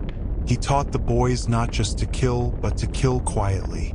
He taught them how to watch a man's breath and know when he would strike, how to wrap wire around a neck in darkness, how to leave no footprints. Theridion believed that sound was the enemy. The louder a warrior, the closer he was to death. So he taught silence as a weapon. In the evenings, he made the boys kneel in icy streams and recite battle poems in their heads. Mouths closed, bodies shivering, hearts loud. A boy named Demetos died during one of these exercises. His body was found at dawn, still kneeling in the stream, eyes wide, mouth filled with frost. There was no ceremony. Theridion simply had him buried where he fell and commanded the others to kneel beside his grave the next night, in silence, until their limbs froze. The city above never paused. Women spun wool with hands raw from cold water. Infants were bathed in snow to test their resilience. The dying were given no relief. If an elder could not walk, he was placed near the river with a clay bowl of ashes and left until the vultures declared the ritual complete. One of the season's darker rites approached, the Festival of Endings. It was not open to all. Only the pure, defined as those who had taken a life without shedding tears, could attend. At midnight, cloaked in animal skins, the chosen marched to the ruins of an ancient altar near the base of Mount Taygetus. There, they offered blood to an unnamed force, older than Artemis, darker than Ares. The wind was said to shift direction that night. The trees leaned toward the mountain, and the stars retreated. The priests never revealed what was seen or heard, only that the blood was accepted, and that Sparta would endure another year. One boy did not return. His name, too, was forbidden. As spring approached, the earth began to warm, but nothing in Sparta softened. The Euphoroi announced that another war campaign would soon begin. Scouts had returned with rumors of a rebellious town on the edge of Laconian borders, a place that had once sworn fealty but now whispered of freedom. That word was poison. It was not allowed to live, so preparations began. Shields were mended with sinew. Spears were sharpened with volcanic glass. Mothers stitched blood runes into their sons' cloaks, praying not for safety, but for precision. The blacksmiths did not speak as they hammered, but the sounds of their work echoed through the valley like distant thunder. The air grew heavy with iron. The animals grew restless, and deep in the hills, where the bones of the purged lay buried, the wind began to hum. Sparta would march again. The early months of the 7th year came with winds colder than expected. Across the Parnon slopes and the high ridges that cradled the Eurotas Valley, silence pressed against the earth like a suffocating cloth. Snow had fallen heavier than it had in decades, and the olive trees bent under the weight of a season they were not meant to endure. Wolves, gaunt and bold, crept closer to the lowlands, and shepherds in the outer villages reported vanishing flocks. But within the heart of Sparta, life did not pause. Seasons were secondary to duty. At dawn, The Agoge boys gathered in the shadow of the ruined altar that marked the training grounds east of the city. Their tunics, if worn, were thin, their limbs chapped and cut. They stood barefoot on soil frozen hard enough to crack bones. No one spoke. Speech was reserved for survival or strategy. Among the boys, silence was a weapon, used to hide pain, to outlast the cold. The Paedonomos barked his orders in a low, flat tone. The boys moved. Drills began with ritualistic precision. Jump, crouch, roll, strike, endure. Sand coated their skin. Dried blood clung to their knees. Their knuckles cracked with each thrust of the wooden spear. Muscles remembered where mouths could not speak. The body learned by failing, and punishment was swift. Later, they would spar, sometimes with training staves, sometimes with real blades dulled at the edge. Sometimes the blades were not dulled at all. It depended on the mood of the overseers. The bleeding was not accidental. It was instructional. Food was no comfort. The broth was thinned to near water. Goat meat came seldom. More often, the boys fought for scraps. Fragments of black bread, bits of salted fish, a dried fig left behind by a more fortunate sibling. Hunger was their second instructor. The helots who prepared the meals did so under the unblinking eyes of Spartiate guards. They moved slowly, deliberately, never turning their backs. Many bore brands on their cheeks or necks, reminders of attempted rebellion or of whispered curses uttered in foolish moments. A helot's mistake might cost him a hand, or his tongue, or his child's life. Night in Sparta brought no reprieve. The stars above were ice-white. The river shivered in its banks. Boys lay on stone or packed earth, beneath roofs that did not shield from wind. Dreams were not of warmth, but of victory, or at least survival. Meanwhile, across the city, the syssitia continued. Communal meals were a cornerstone of Spartan cohesion. Here, men, full citizens, gathered not for pleasure, but for discipline. Food was portioned with exacting care, each dish prepared by those among them. No slaves, no servants, equals. Each portion had meaning, every bite a ritual. Discussions followed patterns. First, state affairs. Second, war strategy. Third, punishments and public shaming.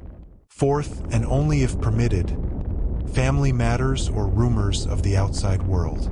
On the 11th day of the winter moon, a visitor arrived from Corinth. A messenger bearing news of unrest in the west. Argos stirring, alliances shifting. The ephors gathered silently, faces carved in stillness. Decisions would be made, slowly, through long deliberation, behind stone doors sealed with darkness. In the barracks near the city's southern edge, wounded soldiers returned from a campaign beyond the Taygetos range. Their eyes bore the distant look of men who had seen too much.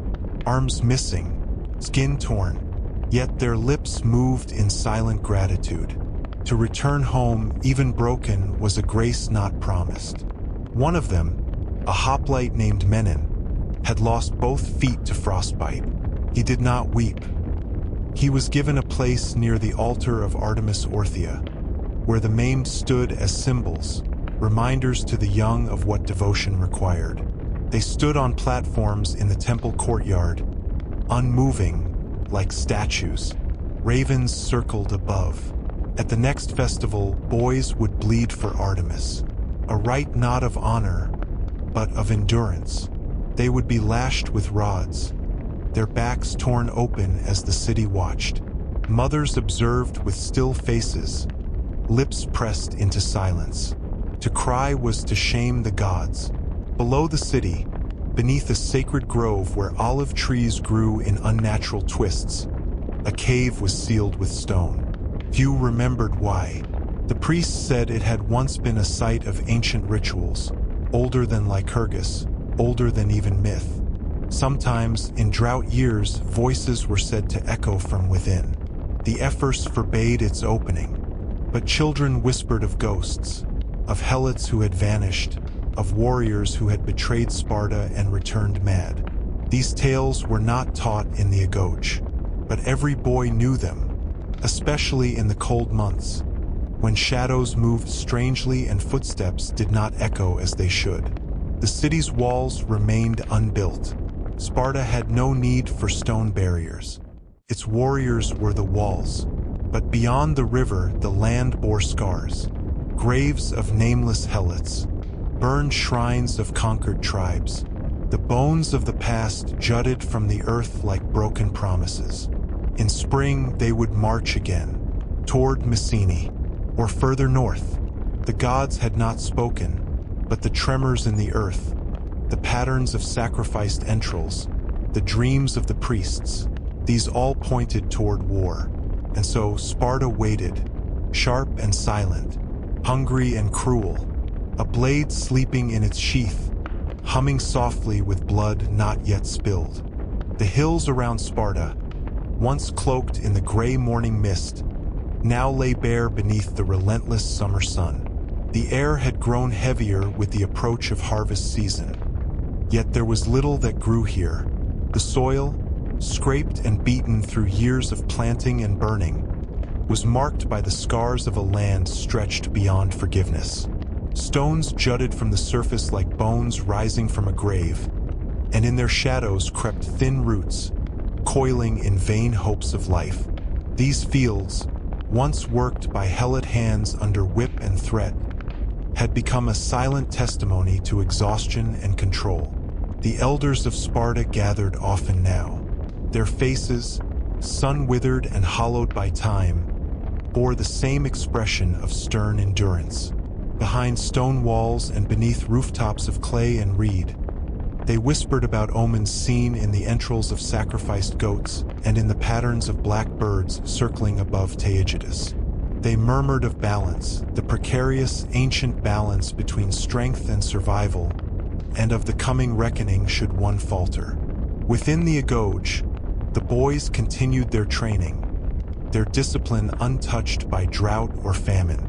In a large open field bordered by rust-colored stones, a group of 10-year-olds stood in silence, arms bound behind their backs, as older instructors paced between them. Their garments, if any, were thin and threadbare, offering no protection from the thorny ground or the biting wind. The ritual of endurance demanded they remain still for hours, even as insects crawled into their mouths and the sun blistered their bare shoulders. Nearby, a boy no older than 12 ran laps barefoot along a dry riverbed. His skin was streaked with blood, some of it his own, some from the goat he had slaughtered earlier that morning as part of a butchering trial. The knife had slipped. His instructor had watched in silence. Wounds were lessons. Mistakes were tests. Pain was constant. Among the Ephors, the fear of helot rebellion never ceased. Rumors passed from mouth to mouth, from farm to guard post, from border patrols to market sellers. Whispers of secret gatherings in the valleys, of helots forging iron tools into weapons, of pagan symbols carved into trees deep in the woods. And so the Cryptia, the silent enforcers of Spartan order, once again descended into the night. Faces masked with soot, daggers coated in fat to silence their gleam. They stalked the dark trails between helot settlements. One cry in the night, and the balance held another day. At the sanctuary of Artemis Orthia, the old rites were revived.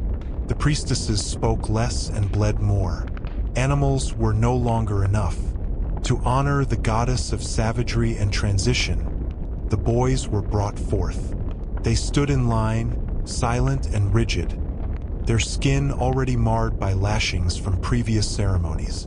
The whip used was long and barbed, soaked in salt, wielded by former warriors whose hands had forgotten tenderness. The crowd of elders, warriors, and priests watched not for spectacle, but for signs. Who would falter, who would scream, who would fail the test of silence. Blood darkened the stones of the altar and soaked into the sand beneath.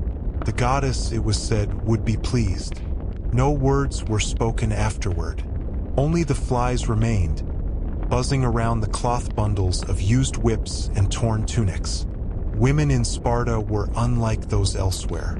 Tall, broad-shouldered, and commanding, they trained not in the arts of war but in the strength to birth warriors. Their days began with running and ended with wrestling. They bathed in cold river waters and wore short chitons that allowed them to move freely. Marriage came not with celebration but with ritualized struggle, where the groom would seize the bride in silence, carrying her to a dark room, unseen. There was no room for softness, no time for love. Their unions were contracts of blood and legacy. And yet, within these unions, shadows gathered.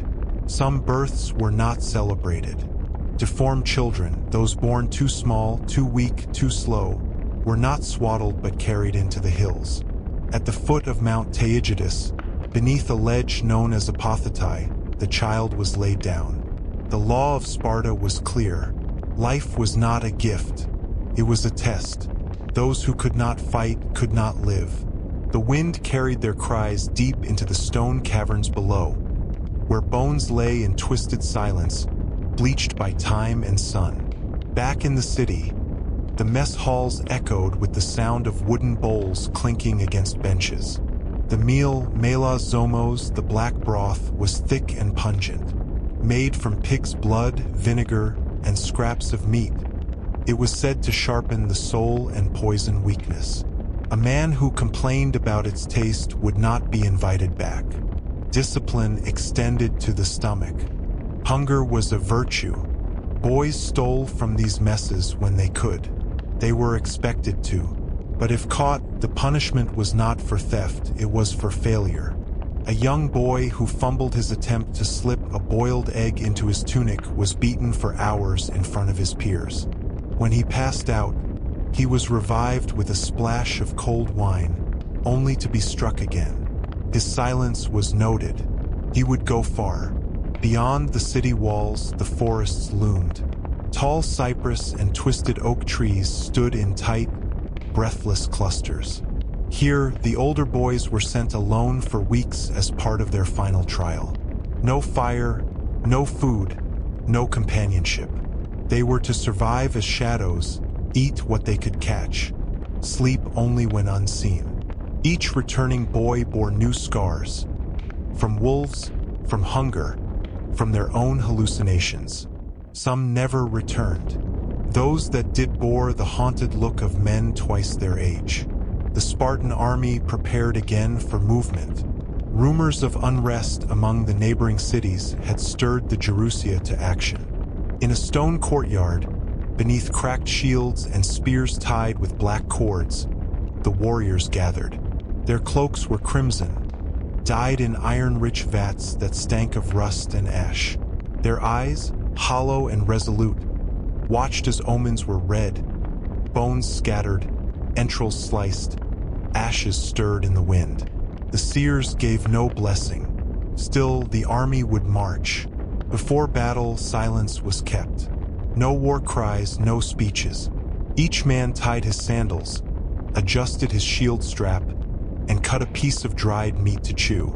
Their helmets, bronze and dented from years of use, bore no decoration. Their blades had seen generations of blood. They marched in a line, each step thunderous, each breath shallow. Far away, on the borderlands of Messenia, fields burned. Not from war, but from warning. The helots had left behind marks on stone. Symbols unfamiliar, twisted, drawn in blood and ash. Effigies of warriors hung upside down from trees, entrails tied like garlands between branches. The message was clear. They remembered. The sun rarely visited the deep cracks of the Taygetus Mountains where the western reaches of Laconia faded into thorny silence. Here, the earth was sharp and black, veined with roots that drank little water and knew even less warmth. Scattered across the stony frontier, Small huts once built for border outposts had long been abandoned, left to rot under the weight of moss and time. These ruins were now markers of loss, not from foreign invasions, but from inner decay. The year turned its face toward the dry season. Streams slowed, winds grew crueler, food storages thinned, and the body of Sparta, forged for endurance, now turned inward to devour itself. The agoge, once a furnace of discipline, began to reveal fractures. The younger boys, thinner than their predecessors, stood in rows with cracked lips and hollow eyes. Teachers lashed out more frequently, not only out of duty, but out of hunger. Their tempers shortened, and where once the correction of youth had purpose, now it had venom. Nightfall in the barracks no longer meant quiet sleep. Bodies lay twisted on straw mats, muscles twitching from silent spasms. Dreams had grown darker. Some boys spoke in their sleep, whispering of bleeding animals and crumbling temples. Elders forbade them from remembering these dreams aloud. To speak them was to make them real. In the city's heart, mothers gathered at the temple of Artemis Orthia. They brought offerings of dried olive pits, saltless bread, and bone fragments from household shrines. They prayed for the return of strength, not glory. Fertility had slowed, and miscarriages were buried quietly beneath stone slabs, marked only by a smear of red clay. The priestesses remained silent, veiled deeper now, moving through ritual motions with mechanical grace, as if unsure the gods were still listening. The helots, sensing the thinning of the ruling class, began to murmur in fields and shadows. Though still chained to the land, their numbers remained high. Their patience, honed by centuries of servitude, was now sharpened by the knowledge that Sparta bled from within. Watchful eyes followed the patrols. A dropped shield, a delayed shout, a missing knife. Every small failing was noted, and yet Sparta did not fall. It decayed slowly, precisely. The discipline remained like a scaffold around a collapsing house, holding the shape long after the inner weight had shifted. Men still ran barefoot across sharp gravel until their feet split. Boys still stole food under threat of death, praised if successful, whipped if caught. The rituals did not change. Only the bodies that performed them did, worn thinner with each season. In the hills above Amyclae, where sacred groves once flourished, older warriors were sent to guard forgotten paths. These were men who had passed their prime but had not died in war. Their swords rusted at the edges, and their armor hung loose around their joints.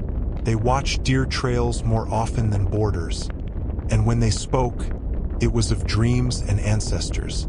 One of these men, called the Rose, carved figures into tree bark. He had no son, no lineage, no household remaining in the polis. His eyes were milky with age, but his hands remembered the shapes of lions, shields, and severed heads.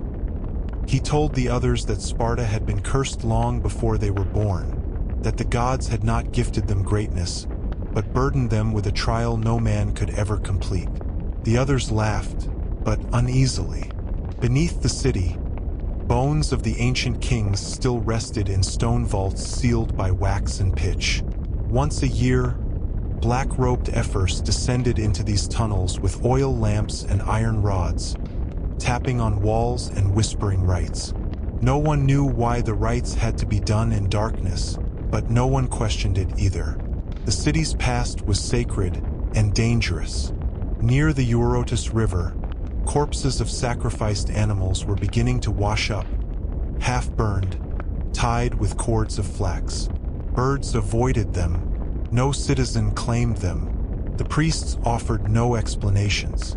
Some said it was the helots' doing. Others believed it was a sign from the underworld, that Hades had grown restless with Sparta's denial of death. The city had built itself on the glory of dying in battle, and now, as fewer wars came, the dead had begun to visit in other ways. A strange coldness settled over the city, Even during days when the sun beat heavily on the marble, fires took longer to ignite. Ash stayed longer in the air. The usual sharp scent of bronze and sweat was mixed now with something sour, something fungal. Children coughed at night. The elders called it a cleansing illness, but few recovered. And still the training continued.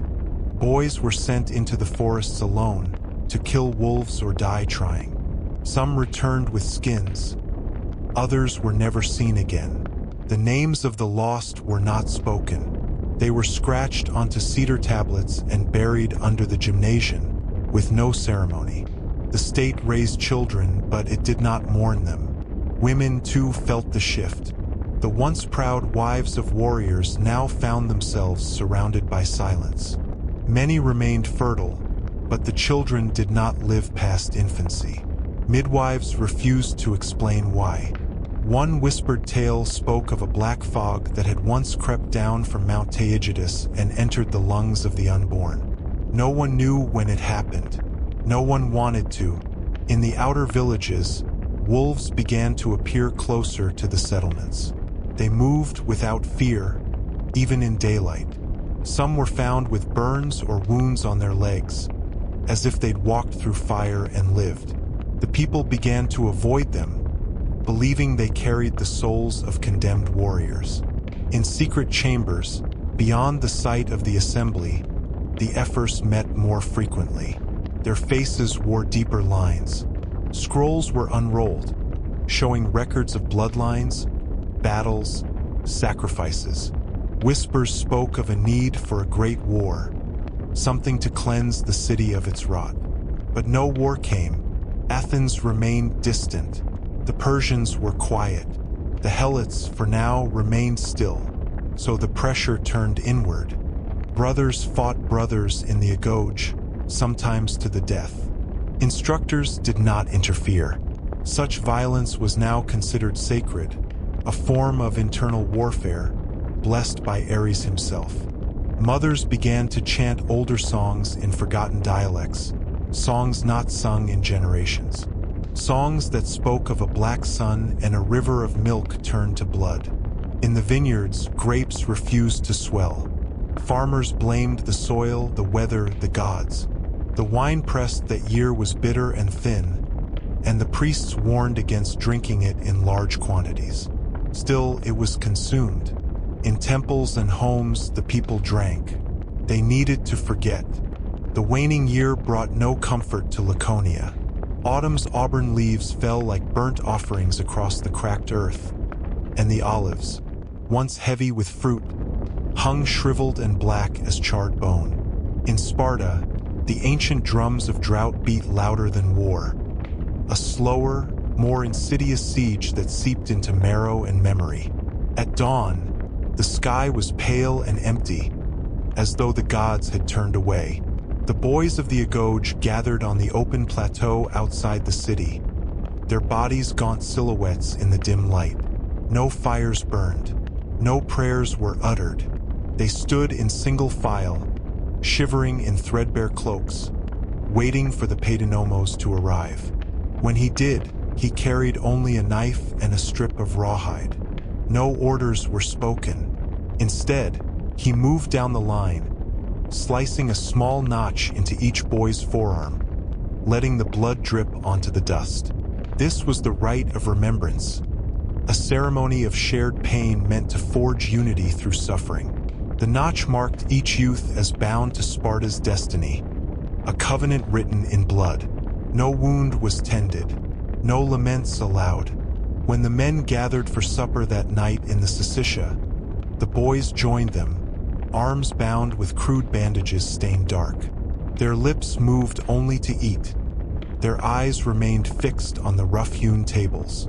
In the women's quarter, midwives worked feverishly. Births had crept later into the year, when rains might return, but stillness prevailed. Infants wailed brief and bitter cries before falling silent for eternity. Midwives wrapped these bodies in soft cloth and carried them to the mountain ledge, apothetae. They laid each child among the stones where the wind whistled through the gaps. as if nature itself mourned. No mother watched. She could not. To witness finality was to lose all hope. Beyond the city gates, the helot fields lay a tapestry of half-harvested grain. Stalks drooped under the weight of dust and hunger. The helots moved in lines, stooped and silent, cutting what they could with rusted sickles, their faces hidden beneath hoods. Overseers rode slow on horses emaciated by the season, their whips flicking only when a stalk was missed. No cries rose above the wind's sigh. Even the helots had learned that silence could save a life. Within Sparta's inner sanctum, the Gerousia gathered more often than custom allowed.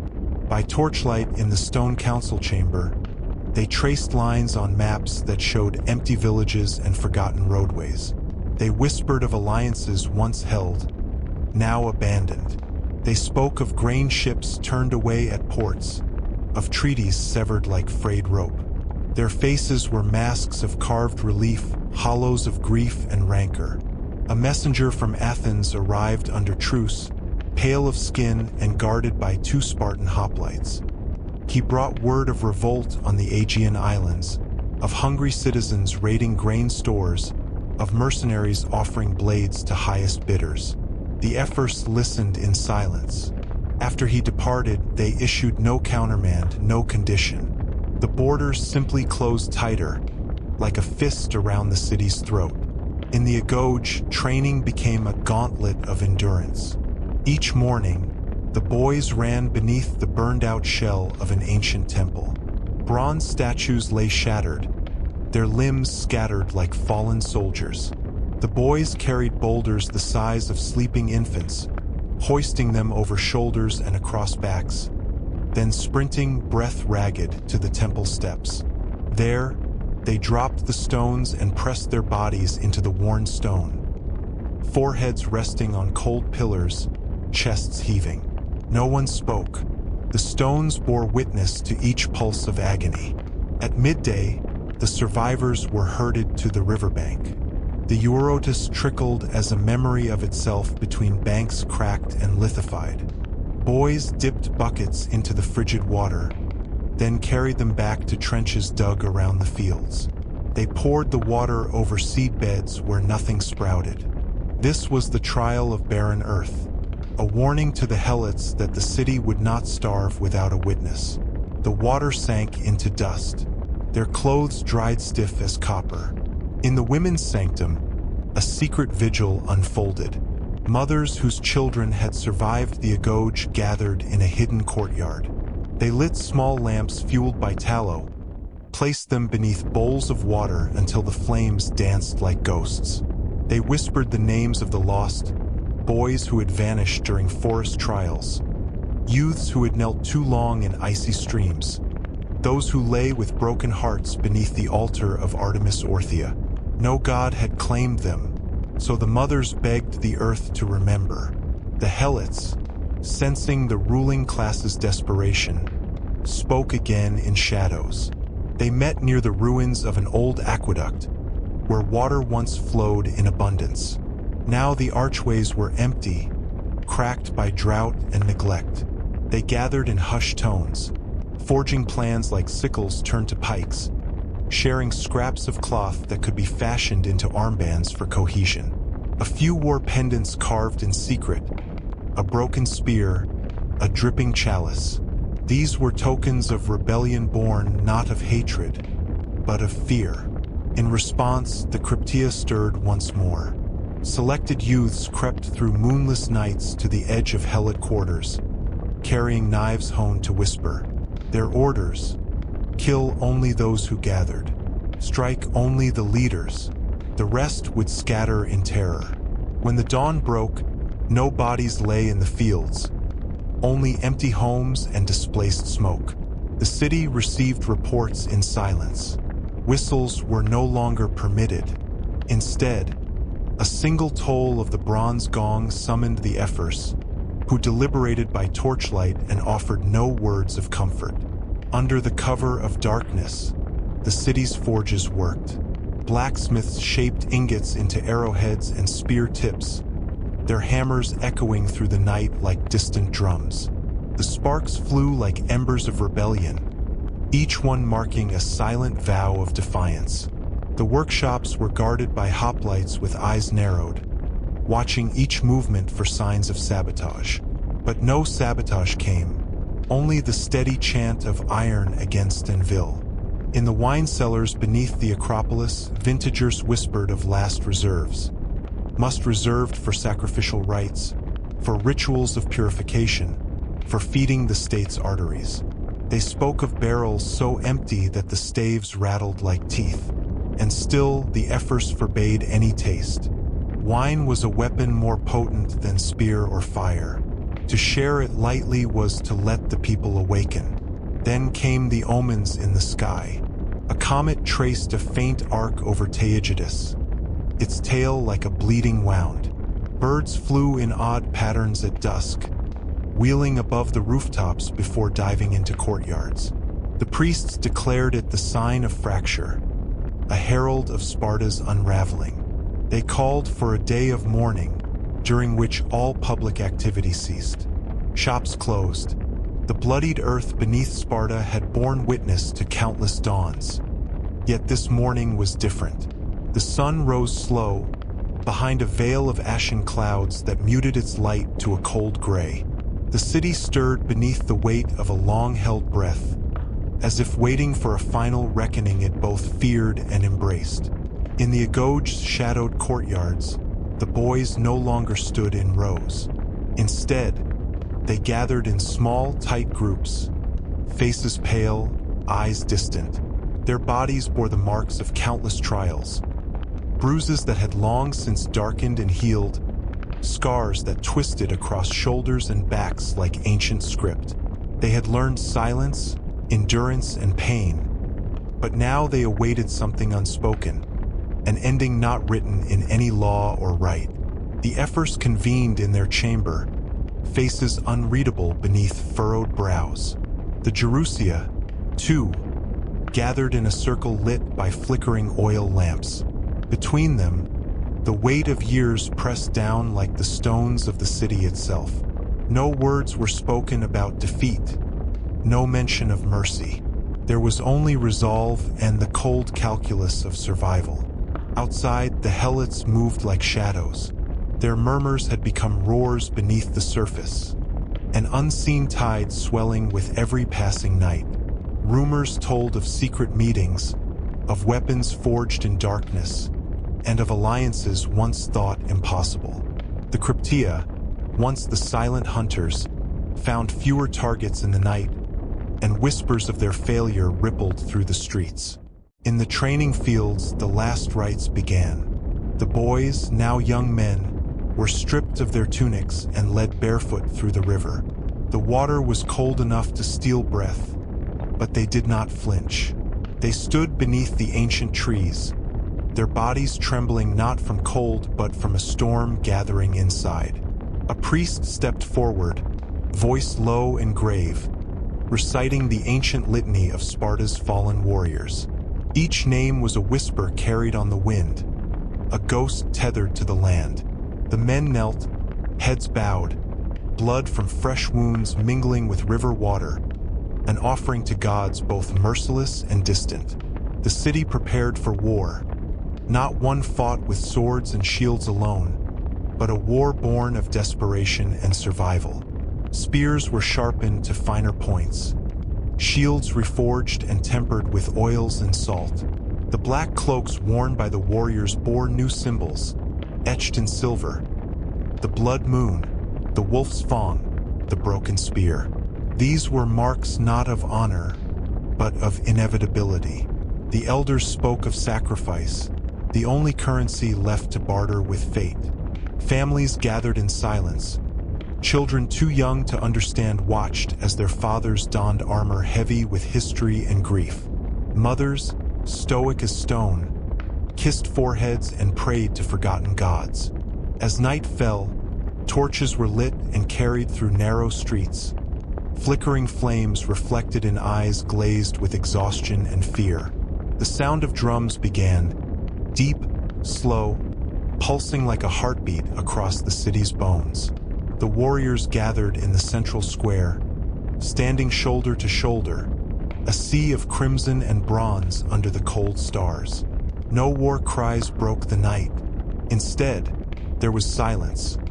A vast, consuming silence filled with the weight of countless lives and lost futures. The only sound was the steady march of boots on stone, a dirge for a city that had bled too long. The battle that followed was not swift. It was a grinding ordeal, a slow erosion of flesh and spirit beneath the unrelenting sun and bitter winds. Blood soaked the fields, mingling with dust and ash. The earth drank deep, as if feeding on the sacrifices laid before it. Men fell like ancient trees uprooted by storms, their faces frozen in expressions of pain and determination. Warriors fought not for glory, but because they knew no other way. Death was not escape but continuation, another test in the endless ritual of Sparta's survival. When dawn finally broke over the battlefield, it revealed a landscape scarred and silent. Few remained standing. Fewer still bore the strength to carry on. The air was thick with the scent of iron and smoke, a heavy reminder of what had been lost. Back within the city walls, those who survived returned to empty homes and shattered hearths. They moved through streets littered with memories and broken stones, ghosts of past glories trailing behind them like tattered cloaks. And yet Sparta endured, not as the unyielding fortress of old, but as something quieter, slower, scarred but breathing, broken but unbowed. The bleeding earth had soaked up its fill of sacrifice, but it still held the seeds of renewal buried deep beneath the blood and ash. The final vigil was kept beneath the stars, where the last warriors knelt in silence, honoring those who had fallen and those who still lived.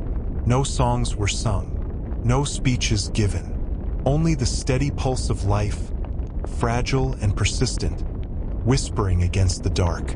The long shadows of twilight stretched across Sparta's broken stones, softening the harsh edges carved by centuries of struggle. The city breathed in the fading light, as if exhaling a long-held pain, a sorrow folded deep into its bones. The battle was over. The wars, the trials, the endless rites of blood had run their course, and now the land lay still beneath a sky smeared with bruised colors, pale pinks and dusty purples melting into night. Few remained to walk the streets. Those who did moved slowly, their bodies worn thin by loss and endurance. They carried no weapons, only the weight of memory. The Agoge, once a furnace of relentless training, was silent. The fields lay fallow, the river low and slow. The black broth had been poured, the last rites whispered in empty halls. Women tended to the hearths, lighting small fires and weaving cloth from threads that had lost their color. They spoke little, their eyes carrying the quiet grief of mothers, sisters, and widows. The helots, too, watched from the shadows. Their chains seemed lighter now, not because they were loosened, but because the city's breath was shallow. The quiet had come for them as well, a stillness that carried its own kind of warning. In the hills beyond, the ancient trees stood sentinel. Their twisted limbs held the stories of forgotten generations. The children left on rocky slopes, the warriors who fell in silence, the gods who had turned away. The city no longer demanded sacrifice. Instead, it held vigil. The remaining few gathered beneath a sky thick with stars, where firelight flickered like ghosts against stone walls. They spoke not of conquest, but of survival. Not of glory, but of peace. Time had softened Sparta's edges, not erased them. The blood-stained earth still held the echoes of its people, strong, silent, enduring. And in that quiet, beneath the vastness of the night, Sparta waited. Not for war, not for vengeance, but for something new, a breath, a beginning, a hope whispered on the wind. The end.